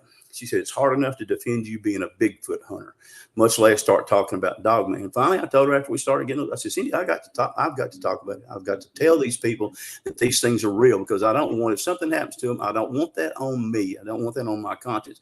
And so I started talking about it. And like I said, Stephen is always real gracious, that we can show the pictures. Hang on. I'm sorry. I hit that by mistake. Finish that. Finish your thought. Okay, so some of these cryptids only visible to certain people. I haven't seen that yet. Now, there's some people that they claim their encounters are more spiritual than mine, and these are people. Mine tend to be, if they're not flesh and blood to me, I just can't talk about it, like I said, because I don't know that I've experienced that yet. People say, well, they can mind speak. Maybe they can, but I don't necessarily want a Bigfoot in my mind. How do I know this is a Bigfoot talking to me and not a demon? I used to not believe in demons, and things have changed. But so if they are visible to certain people, now I had a lot of people joking me, said, man, you're a Bigfoot magnet. And I said, I don't know about that. They're more like a Bigfoot maggot rather than a Bigfoot magnet. But they do come around after you've seen one. I think but then two, I was a UPS man 35 years. I had certain dogs that I could become friends with that would bite everybody else that would come into the yard. But they recognize your aura. They recognize that you're not out to hurt those things. Like I said, I've got a picture there. Me and my friend Daniel Becker got one last year. And we're going down the side of a mountain, and we've got some baby Bigfoot right over here. And man, they're over there doing that chatter I was telling you about. And he had got treed by a couple of hogs that morning on my other buddy's land. And so we're sitting there and we stopped. And so Daniel's behind me and he's just taking pictures. And while we can wait and see, and you can see me, I've got a 45-70 in my right hand right there looking towards the right-hand side right there. And I'm listening to these baby Bigfoot. And so while we're sitting there waiting, I said, Daniel, I said, what are you getting anything on your picture? So he pulled up, and the first one he's got is a picture of me right there in front of him with his 45-70. And there's a Bigfoot 50 feet in front of me behind a tree, leaning out there, looking out just like that right there. And so, I mean, like I said, and that's me with a gun in my hand. I mean, with a gun that can do, so this thing will shoot lengthwise to a buffalo. And I think it recognizes my aura that I'm not there to kill those things. I'm there to kill those hogs and give them free supper, if they'll let me. Yeah. But we've also got bears here, and then, like I said, we got coyotes and we got mountain lions too. We got the panther that doesn't supposed to exist, the black panther that does exist. So we've got them up here. And so that's why, but like I said, they have not given me any grief so far about having, a pistol or a gun in my hand. I think the aura that you gives off, like what the dogs can recognize, the aura that you give off, that they can recognize, just like if you have somebody around your house that's not supposed to be there and your dog is friendly as he can be and he starts freaking out. The same way, these things can realize who's out to hurt them and who's not, not acting suspicious. You're doing what you normally do. And then the more time you have in the woods, this place we have called Ground Zero. I used to have some down at Mercer Bayou down there in Texas County here, which is a very, very famous Bigfoot spot.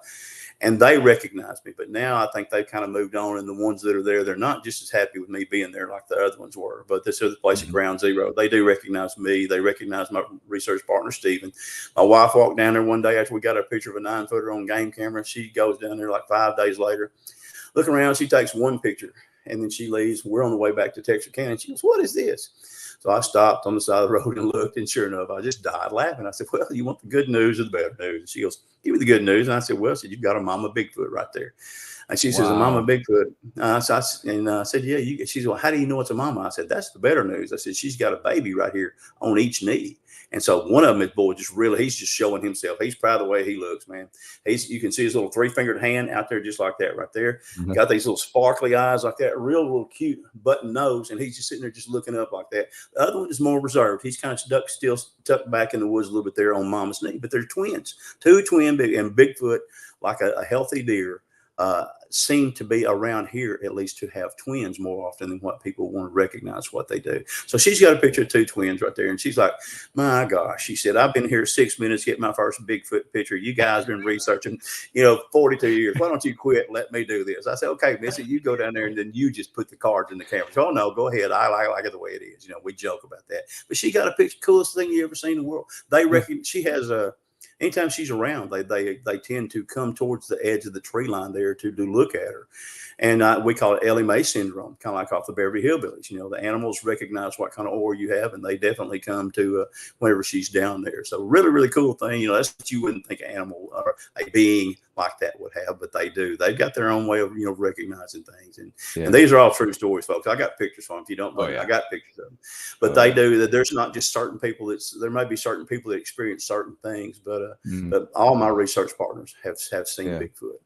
And for whatever we attribute that to, it's not just luck, it's preparation meets opportunity. Luck you can't practice, and luck is not repeatable as a rule. Exactly. So it's not just luck, it's from doing the work that we do, and we work hard. I tell people, hey, I may not be the best Bigfoot researcher out here, but there ain't nobody's going to outwork me as far as for doing what I do. Right. And you're getting good stuff. I mean, and maybe you're not the magnet, maybe your wife's the magnet. It could be, but when she's not there, when me and Daniel went, Daniel came down from Alaska. He's a real good guy. He's been researching with us now about 3 years, and he'd heard some of my podcasts, and he contacted me. He said, "Can I talk to you?" I said, "Sure." So he called me, and he says, "Man," he said, "I hope you take this right." He said, "There's no way in the world you could be lying." He said, "Because there's nobody can lie that fast. As you can tell, I do talk fast. I'm a UPS man. If I'm going to get anything said, I had to get it said within X amount of seconds and then be back out the door. So I talk really fast." But anyway, so he says, "There's no way you're lying." I said, "No, Daniel, I'm not lying." He said, "Well, man, can I come down sometime?" I said, "Sure." So he came down, and whenever he did, the first time he comes down, we both get COVID, so we have to kind of put everything on hold. But the second time he comes down in April of 2021, I think it is. Mm-hmm. And man, we're down there, and as soon as you go into ground zero, he'll tell you it was electric. You could feel the vibration. Something was different. They were either vibing or for us, or else it was something that was just they were in communication with each other. But so we're down there, and we go down, we check the SD cards and everything. Same way me and Stephen had done when we saw the man there, and like he and I do all the time. Well, as we're walking back up the hill there where my wife got the picture, because what she was doing was just taking grid pictures, just right here and go right here, then right here, and then you put them together, and you can kind of get a panoramic view of what you're looking at. So that's what she's doing. So Daniel comes back. He said, "Man, what should I do? We heard something over there in the woods, but we didn't hear. It was more like a brush moving. It wasn't growls or anything else like that." So Daniel he's got a very good camera, and on his cell phone. So he takes a picture here, and then he takes the next picture here, takes the next picture here, and we're standing there. I said, "Well, did you get anything?" And he opens it up, and buddy, he's got a 10.5 footer standing right there looking at us, kind of hidden itself in a tree. You can see right here in the middle, there's another Bigfoot hand right here, baby Bigfoot hand, and it looks like there's one right here on his neck. You've seen how monkeys or right. Apes or whatever. I'm not saying it's an ape, but they'll put them on their shoulders like that, or bears do too with their cubs. But there's one right there, and so man, we just flipped. Well, then we go about after that right there, and he has already set up a professional photographer in Anchorage, Alaska. It's where Daniel's from, Anchorage, Alaska. And so he sends this picture to this lady in Alaska, and she runs it through all the filters. It has a device there that actually draws a laser outline of what you've got, and it draws the laser outline of the Bigfoot. I mean, that's something I would have never thought of, something that he brought to the table very first pea out of the dish. It was a great, great idea. And so we've got that picture right there. And like I said, I went back 2 days later with a meter stick and measured it. It's 10.5 foot tall, every bit of it. But that same day, about 10 minutes later, we were leaving. And I was, we're going there where one of the clear cuts is. And all of a sudden look out there and I see something big and brown moving. And I'm like, "Daniel, there's a Bigfoot." So we stop. And man, whenever I stop, of course, I slam on the brakes and it goes, with the gravel on the road, and it just stops. And it's sitting there, but it looks like right there about her midsection, it looks like she's almost waving at me. And I say she because I can prove that. So I'm like, "Damn, look there." I said, it's moving, it's moving. So there wasn't any doubt about being a Bigfoot, the limbs on a dead tree or anything else like that. Right. So sure enough, I get the picture. I had to go somewhere that afternoon, so I didn't get to stay. And I was wanting to get a moving clip of this Bigfoot moving there, video, whatever you want to call it. I wanted to get it moving instead of just having the still pictures, but I didn't have time to wait. And I told somebody, "I'm going to just have to go." I said, "I've got to get it." So I do, and I take the pictures and we go home, and I blow this picture up. And like I said, and you can see Mama standing right there, and she's got a kind of a long nose, almost like a proboscis monkey.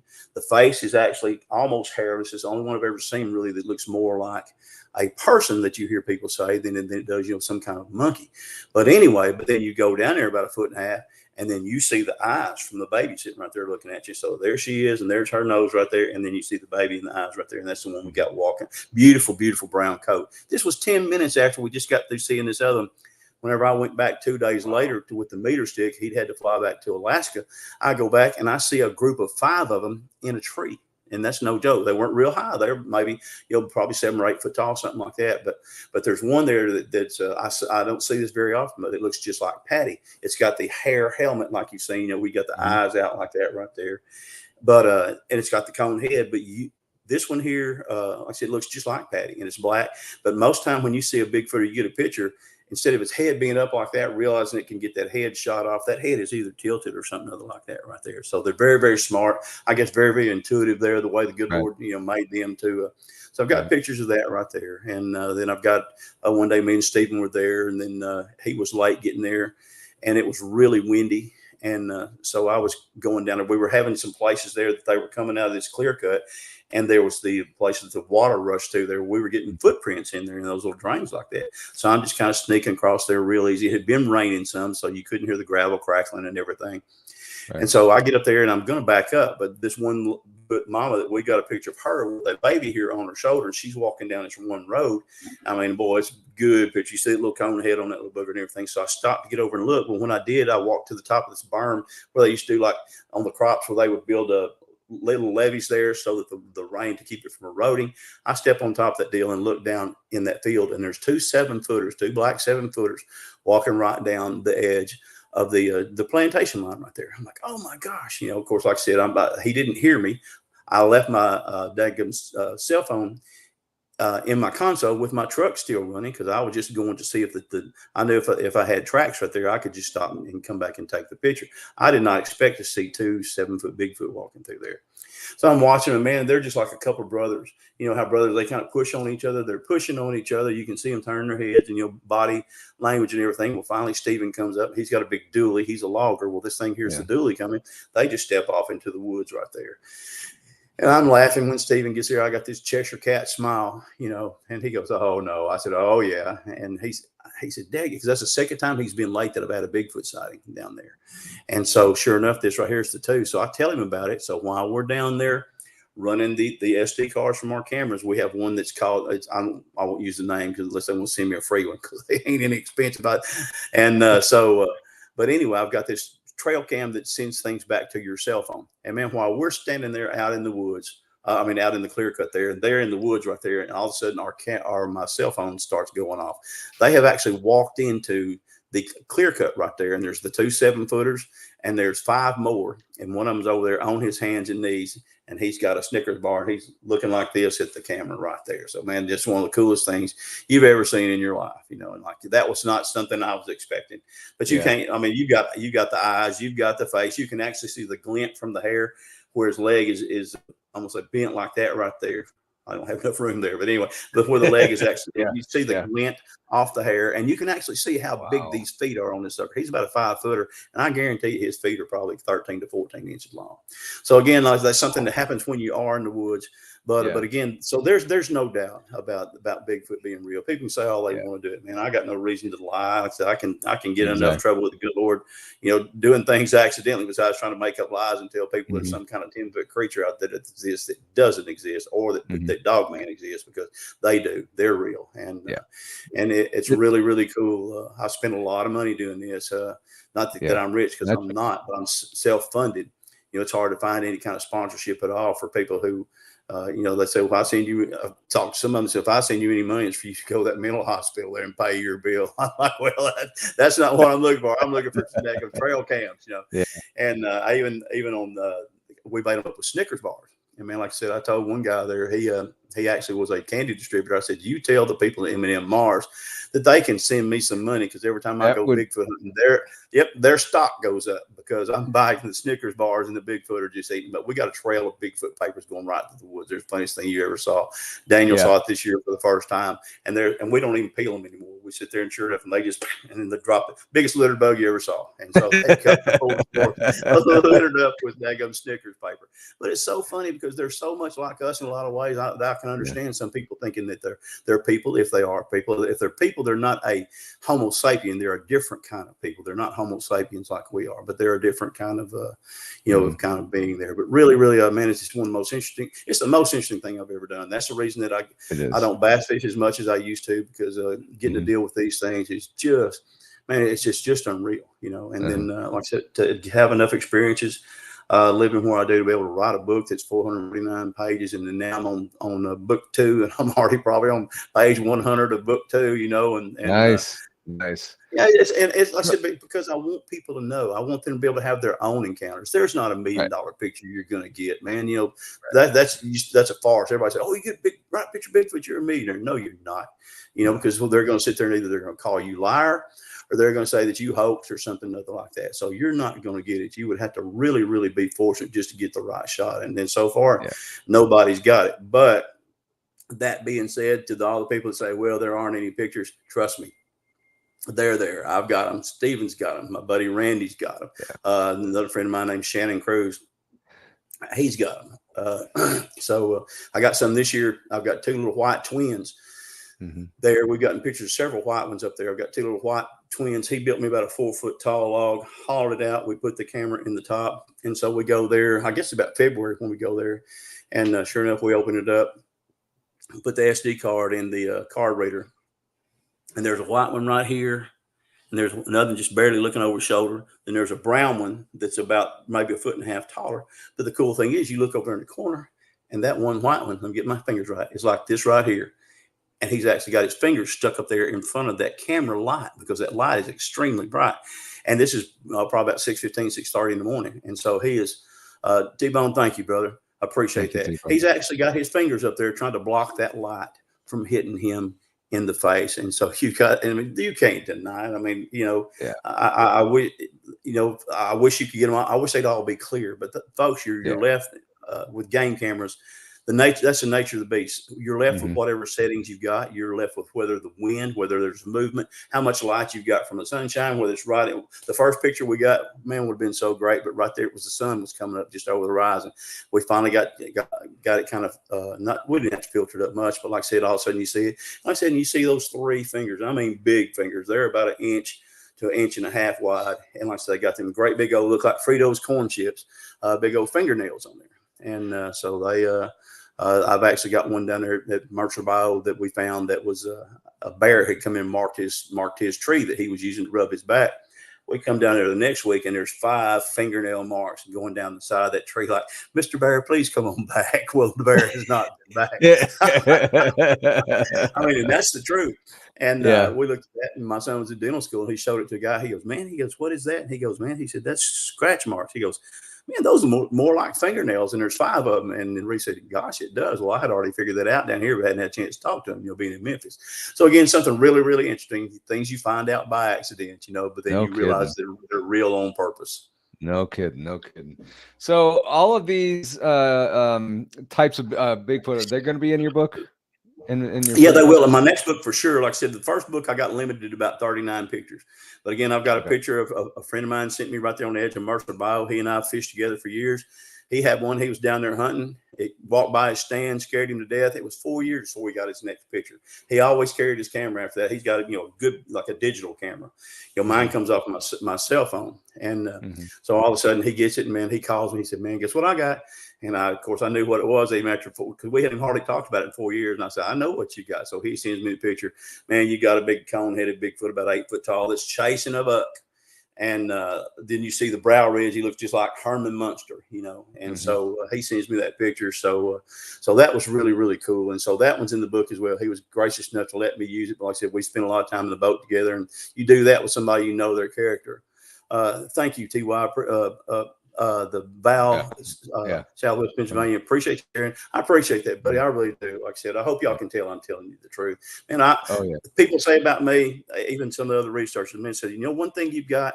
I said, "What's that?" They said, "You are definitely excited and dedicated." I'm like, "Yeah." I mean, gosh, this. You're looking at something that's 8 foot tall, not supposed to exist. That's something pretty much to get excited about, Yeah. This whole interview, you were so down and so quiet. you have a ton of energy. I absolutely love talking to you. This is just fantastic. And man, my passion about this is really, I really have it, and it's not because people say, "Oh, well, that's pareidolia. That's what it does for you." No, but it's not. That's what seeing Bigfoot does for you. When you're looking at something that's, from anywhere from 7 foot to 10 feet tall, it's right in front of you. It's not supposed to exist. Probably the same animal was on the ark that Noah put on the ark, and you're looking at that right there. Man. And Jason, thank you. Said, "I'm enjoy the book, buddy." Like I said, look it up. If not, you can contact me through Facebook Messenger. I just got another order right here. A lot of them I have sent to my host and stuff who helped me to broadcast the fact that Bigfoot is real. But if you can't find it through there, contact me, and then like I said, we can do it that way, and I can send you a book here. It's like I said, it'll be including shipping. I think it's like $35, something like that. And that's for a book that's 449 pages with pictures. That's got true experiences. It's not from what you like I said, from what somebody heard from a 32nd cousin of the mailman. Man, this is stuff that I've experienced myself. My family's there with me. My friends are there with me. People here in Texarkana. Texarkana's a town now about probably 60 or 70,000, and man, they've known me. They said, man, his character said, he's telling you the truth. He's been a river rat all his life, and then whenever I first had the stories and couldn't tell it, now that I can, and they're like, he says he saw it, and I did. Not just it, I saw them. And the Fount Monster, I still see his kinfolk thereafter, and like most of the time, I saw 3 on May the 25th, 2 years ago, down there at Mercer Bio, and I was down there shooting a video fixing to send to the man that I was telling you about, World Bigfoot Radio. And so I'm sitting there and I'm just videoing like this right here. And then all of a sudden, right over here beside me, I get a tree knock. I look over there, and of course, that's their way of kind of getting your attention so that you will not concentrate on whatever's ahead. So I'm looking over trying to find, I'm still videoing like that. And I turn back around. There's 3 of them running across the daggum clearance way right there. I'm like, oh, stupid boy. How did you let him fool you like that? And it's the pictures, because it's so much. I was trying to just get a quickie on that right there. The motion of it. It didn't turn out clear like I want to, but it's the best unclear pictures I've got. You can see 3 big black bodies going across that green grass, and man, I mean, that's people, how come it's blurry? Well, there was a comedian named Mitch Hedberg. He said, I believe that Bigfoot is blurry. Well, they are. They can actually zap your cameras. I said it causes some kind of electronic interference in there. I've got a picture there on my buddy Shannon's land I was telling you about. Mm-hmm. Man, I've got this camera set up. Every picture is just perfectly clear coming through there, and up until one point, and then I've got a Bigfoot standing in front of me that's all of a sudden blurred with all this electronic interference, and then every picture I get after that is turned upside down on this whole SD card. I mean, it's not the camera, it's the SD card. So he's actually turned it around like that, but you can see this creature there in front. Whatever you want to say, folks. I'm not saying creature be ugly, or, denying that there are people. I don't know what they are, but I know they are. But I do know what they are real. And so I've got this thing right there. And so you see this, you're like, oh my goodness, So you never cease to be amazed. A lot of people say we are their entertainment, and I think we are, but they're also ours. Man, some of the things they do, they're just extremely comical, very, very intelligent. They want to, I heard one, he calls himself a researcher. I'm not going to use his name because I don't criticize other researchers, but he sit there and told everybody, well, Bigfoot didn't want to have anything to do with us. That's not so. And like the one, a friend of mine's grandparents over here, they had one standing out in her flower bed, and they found the tracks and everything. She actually thought she had seen it. They go out there and they find the tracks out there. Bigfoot. I've got a young man here that he called me this last year, and he goes, man, he said that when you talk about South State Line there in your book, he said, is that the one that's right over here just off the interstate? I said, oh yeah. He said, well, man, he said, I've got Bigfoot coming up to my house. And I said, oh, really? He goes, oh yeah. He said, they'll come by. He said, they'll slap the side of the house right there. He said, they'll slap he lives in a mobile home, but they'll slap the siding and everything else like that. He said, would you come down here? So I do. We went down there right before muzzleloader season this last year.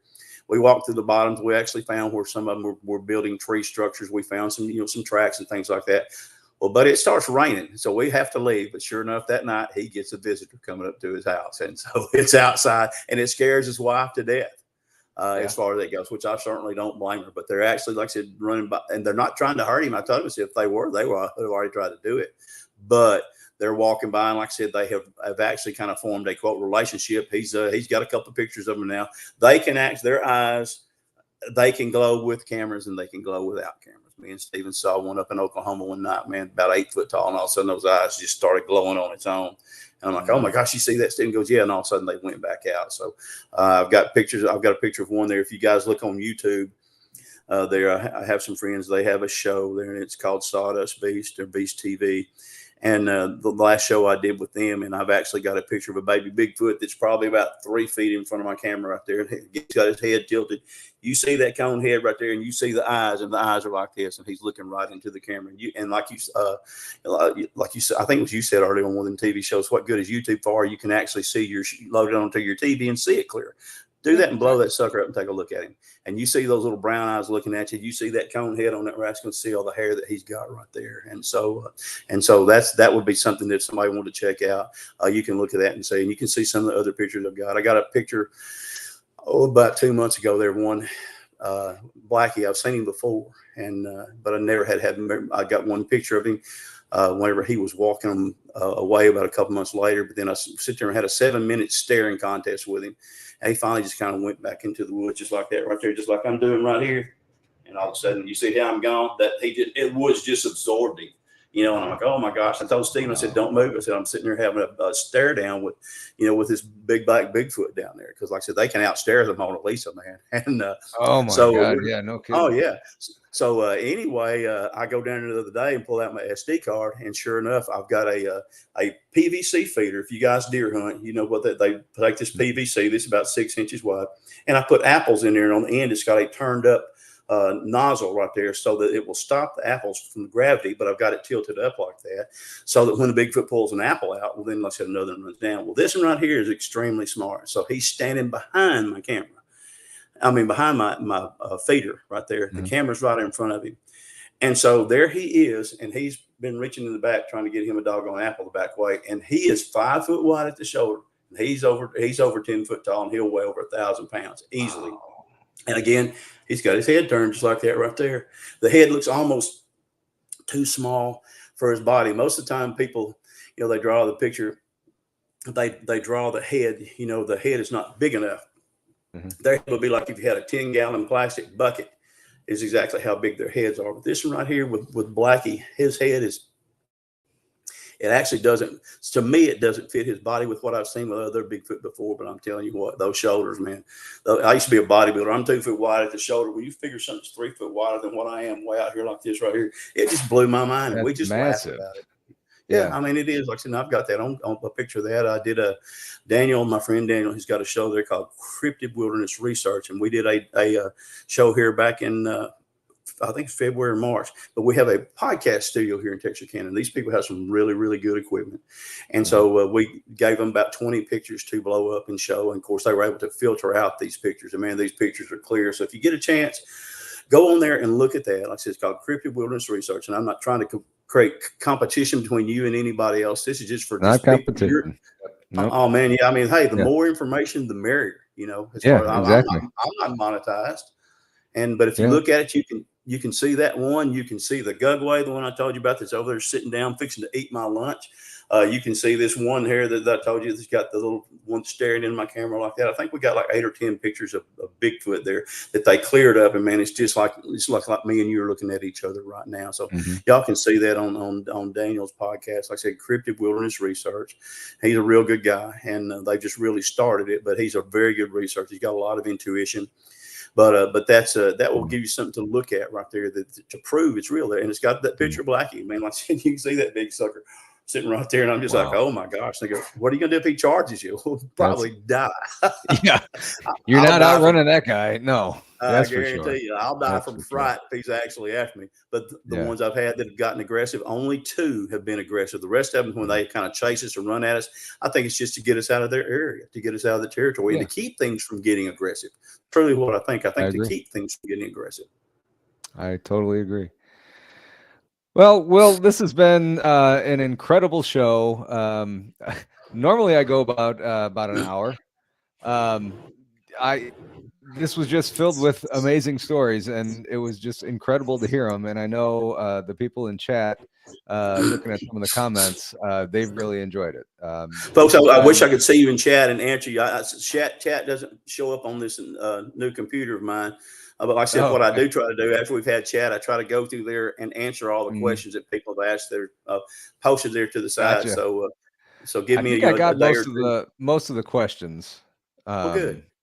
I know, or even the comments. You know, even if it's Will, we hated your show, or Will, we loved your show, you know, hey man, I'm still appreciative. You spent the time with me enough to hate the show. That's T-Bone again. Thanks, man. But I'm telling you guys the truth. And I so enjoy it. I'm passionate about it. I got some guys down here in Oklahoma. They are called Southern Bigfoot Alliance. And they tell me, they say, Will, you got one thing that everybody else doesn't have besides pictures. I said, what's that? They said, you got passion. And I do, because it's just so cool to I've got 10 cameras out right now. A couple of them are being flooded. We're the Bigfoot down here. I'm getting a lot of Bigfoot reports right now. It's kind of changing seasons, but what I'm getting is, because our rivers are so out of their banks, the Bigfoot are getting kind of flooded out of their homes. Now, they don't mind having wet feet for sure, but there a lot of the places that where they normally hide at and stuff like that are getting washed out. So there's a lot of people that are seeing them right now. And so again, I love to hear those stories like that. And they're like, man, I never believed in these things before. I know the feeling. Neither did I. Yeah. So people in chat, one thing that I've learned over the years of doing this and other things in the past, when people are telling the truth, you'll hear, and I've heard your story. I've heard a couple of these stories 2 or 3 times. Yeah. They're not word for word, but it's the same thing. It's amazing. It's if people are lying, then you're going to get a little bit more variation to the story. That's right. Will, you have not. It's the same. It's the same story. And it is. You can even ask my wife. I've been married to her for 43 years, and she'll say, I've been married to him 43 years. We dated for 2. His stories never change. It's never going to, man. You know, I may forget some things. You know, the more hair I lose a memory cell too. But you know, on something like that. But it's not going to change, because I don't have any reason. I want people to have the same appreciation for them as what I have. And they're not necessarily monsters. There's some out there that'll get you, boy, for sure. I mean, I don't go in the woods unless I'm armed. But like I said, that's my last resort, is to go in there and I'll shoot them a pig and leave it there, and I'll get to the truck and get gone as far as that goes, you know. And but nothing else have a very bright flashlight on you. Yeah. Hey, man, let me tell you, that's your best tool. Truly, whenever you go into the woods, there is to have a very, very bright flashlight, because they, as a rule, 99 times out of 100, that light will stop them. It's that 100th time that you got to worry about, but it will stop them. They don't like having light. I said that one that I hit that day that was charging me and my wife, his hand came up in front of his face like that, and he just immediately just rolled like that and hit all fours running away, then stood back up after about 10 feet, then took back off to the woods. So they don't like the light. And so that's your best deal. Also, another trick I do, I take a little plastic megaphone about 8 inches long, and my best call that I do will be what's called a barred house, like, you know, like that right there. But then at the end of a lot of the barred house, you'll hear like that, a real long call, and that right there is generally the Bigfoot, you know, responding to you. So I'll take that.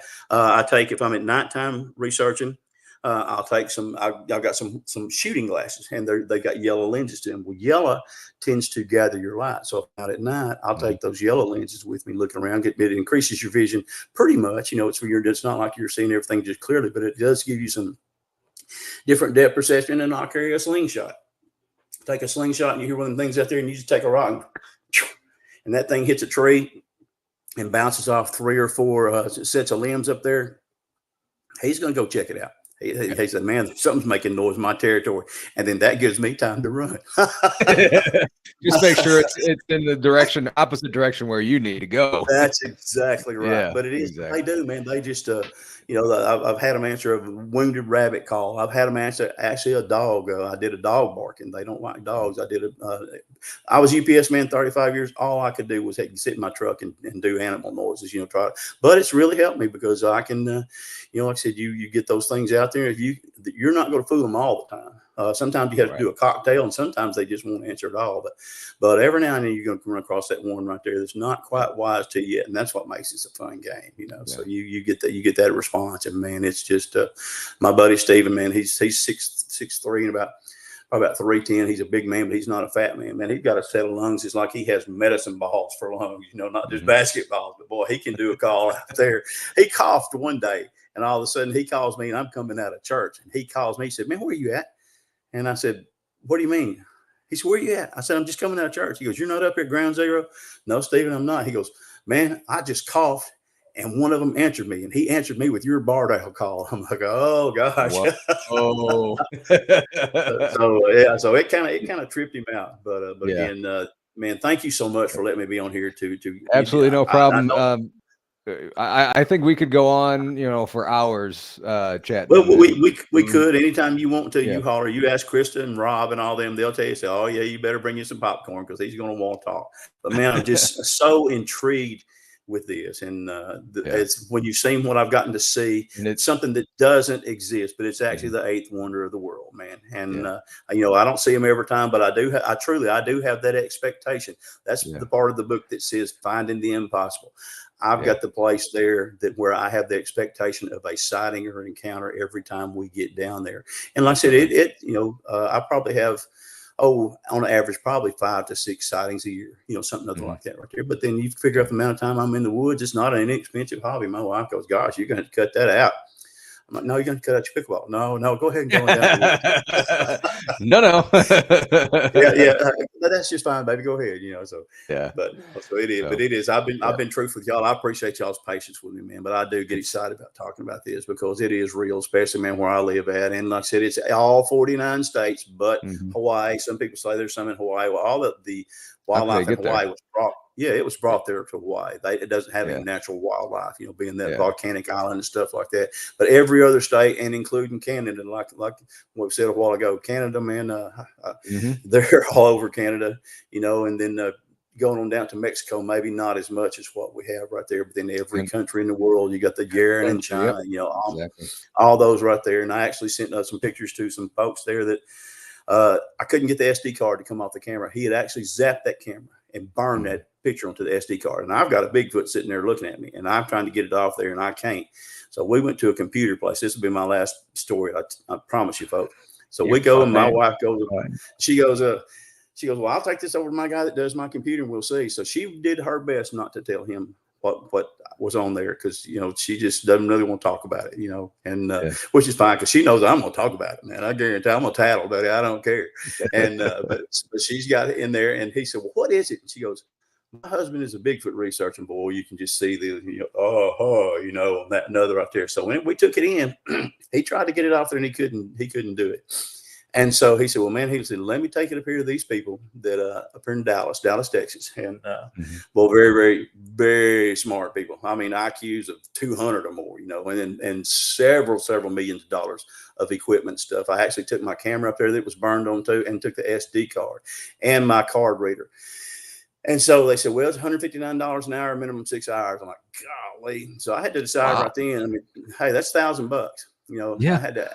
And thank goodness my gracious wife, she goes, "If I had your hobby, I would take it up there." And I asked some other people, said, "Man, if I had your hobby, I would take it up there." So I did. I took it to Dallas, and he said, "We'll call you in a few days." Well, he called me in a few days, and like I said, he was very gracious. The cool thing was when I called him, coincidentally, he was watching a Bigfoot on the Bigfoot show on the Russian embassy. The people up there that I was telling with the high IQs, they were actually from Russia also. They believed in Bigfoot, but they'd never seen it. But when they got to check out my cards and stuff like that right there, they told me, said, "Well, the good news is we didn't lose your picture on there. It didn't get, burned off or anything else like that. But the bad news is we can't get that off there." It said it's stuck right there. And so it is. But I've got the picture. Like I said, there's the Bigfoot right there, and then the other one right there, but it will not come off of there. And so, but then whenever I got up there, they didn't charge me the $159. And they said, "Man, we believe you." We said, "We're from Russia. We have the honesty over there." Gosh, man, how great could that be? And then the guy that was that was there, that was my agent right there, he said the same thing. And they did they went beyond the pale to help me get that picture off there. They couldn't, but they got to see it. And I said, "And it's there." And he goes, "Oh, there's a picture there." I said, "Oh, I know there's a picture there." He said, "But whatever kind of," he said, "whatever it is," he said, "it's one of them freaks of nature because we can't get it off there." And I just kind of smiled. I'm like, "Oh yeah." So that's my last story, folks. But that's true. And like I said, to have that right there, to be proven by technical science, I guess you would call it, wizardry. Bigfoot have got these abilities. I'll be glad to show that, show that to anybody. He's coming down the hill, and I've got him coming down the hill. Then he's right there, and then he's jumping across the trail. And whenever it does, he's right there close to it, and you can't get the picture to come. I had to actually get a high definition camera and put it on my card reader there, and then take the picture off the thumbnail and then blow it up that way to get to see it. But it still turned out pretty doggone good on that. Right there. It's one of the proudest ones that I'm proudest of, and that's one that we call Brownie. Like I said, he's a 9-footer. I'm from Arkansas. If he's black, he's blacky. If he's brown, he's brownie. We don't need to complicate things. If he's white, he's whitey. And so, but exactly. Anyway, so that's a true story right there. And it was really, really neat. Like I said, very, very gracious people to treat me that way, to not ridicule me, and to go up there and actually put that kind of special effort into it. And then for technical science to prove that there's something there, but they can't get it. There's something special. Like the old TV show, you have girl with something extra. Well, this is the animal with something extra. And what he's got is he's got that set of traits there that the good Lord gave him that we don't have, we don't understand, but I'm sure glad that he does, because it is real. And I hope you folks can see that. When I went to go my hand operated on, I was telling the lady about it. She asked me, had I ever seen him? How far is that from Falk? I told her where I live. She's got the blood pressure cuff on my arm. All of a sudden, I go from 137/85 to 204/96. They call stroke alert. Like I said, that's the passion that we're talking about. Yeah. My wife said, he ain't having no stroke. I said, you just ask him if he's ever seen it. He's going to tell you about it. And now his blood pressure gets up. So sure enough, so finally I get down to about 167/90, 167. I think 167/90. They put me on timeout, I guess you'd say. I didn't get to do my surgery right quick. And then finally they got me down to an acceptable level, and then got to have the surgery on this finger that I was telling y'all about. So really neat. It's all interrelated, but I appreciate your patience with me and your tolerance. You too, Paul. I've really enjoyed this, man. I've been wanting to do this to you for so long. Yeah. And for us to get to do it, man, it's just really, really great. And I hope you'll have me on again sometime. And, definitely. Because I have a feeling there's a few stories that I haven't heard yet from you. Oh, buddy. Hey, I mean, like I said, as much as I'm in the woods, there's a lot. I've got some, man, that just, some of them are hair curling. Some of them are hilarious. Just depending on what kind of mood the Bigfoot's in, Exactly. And, exactly. So it is, folks. So thank you so much, man. I mean, I mean thank you. that. And I like I said, since we've been talking, and we had to move a few of the shows around that you were going to be on earlier, but I'm glad we got this in. It's an honor talking to you, and it's an honor hearing your stories. It's incredible stories. So, man, I appreciate it. I really do. Like I said, I share my stuff, folks. It's not just a deal where, if you'll a lot of people contact me on Facebook Messenger. Hey, can you send me a few pictures? I send them a few pictures. Like, oh my gosh, you weren't lying. No, I'm not lying. But I don't mind, because it's not something I'm trying to make myself out to be the world's greatest Bigfoot hunter. I'm trying to show people that these things are real, and the better chance we got that, the more chance we have of keeping them around instead of people shooting them. When they see them. Exactly. So, all right, everybody. Thank you very much, everybody in chat. Greatly appreciate you hanging around. Will, many, many thanks to you for coming on. And guys, we're gonna work on getting Will back again, future episode as well. Folks, thank y'all. I appreciate y'all. And Paul, I appreciate you so much. I wish Krista would have been there. She and I are just like two old friends talking. I've been on there, Blondes and Booze a few times. So really people I really, really enjoy. So again, hopefully have us back. It'll be like a couple old friends getting together around a campfire. Everybody's here, and then you tell some friends. And so we'll have more than that. We'll make it happen. We'll make it happen. I appreciate that. All right, guys. So everybody have a great night. I heard some thunder rolling through here. So if anybody is in the area in Midwest, watch out for the storms. And there's a copy of his book. I will have the book in the link to the book in the show notes. I know Jason said that he was going to get one. I'm probably going to get one too. So I'll set that link up for you guys. So just click and then you will be on there. So, man, thank you so much, everybody, for that right there. Like I said, it will. I think it'll teach you a lot about Bigfoot. So again, with that being said, I'm going to shut up. And again, just tell you just how much I appreciate y'all having me on here and listening to me. Awesome. All right. Good night, everybody. Have a great night. Have a great rest of the weekend. Will, hang on 1 second. Okay, will you? I'll do it, buddy. Hey, folks, thank y'all. All right.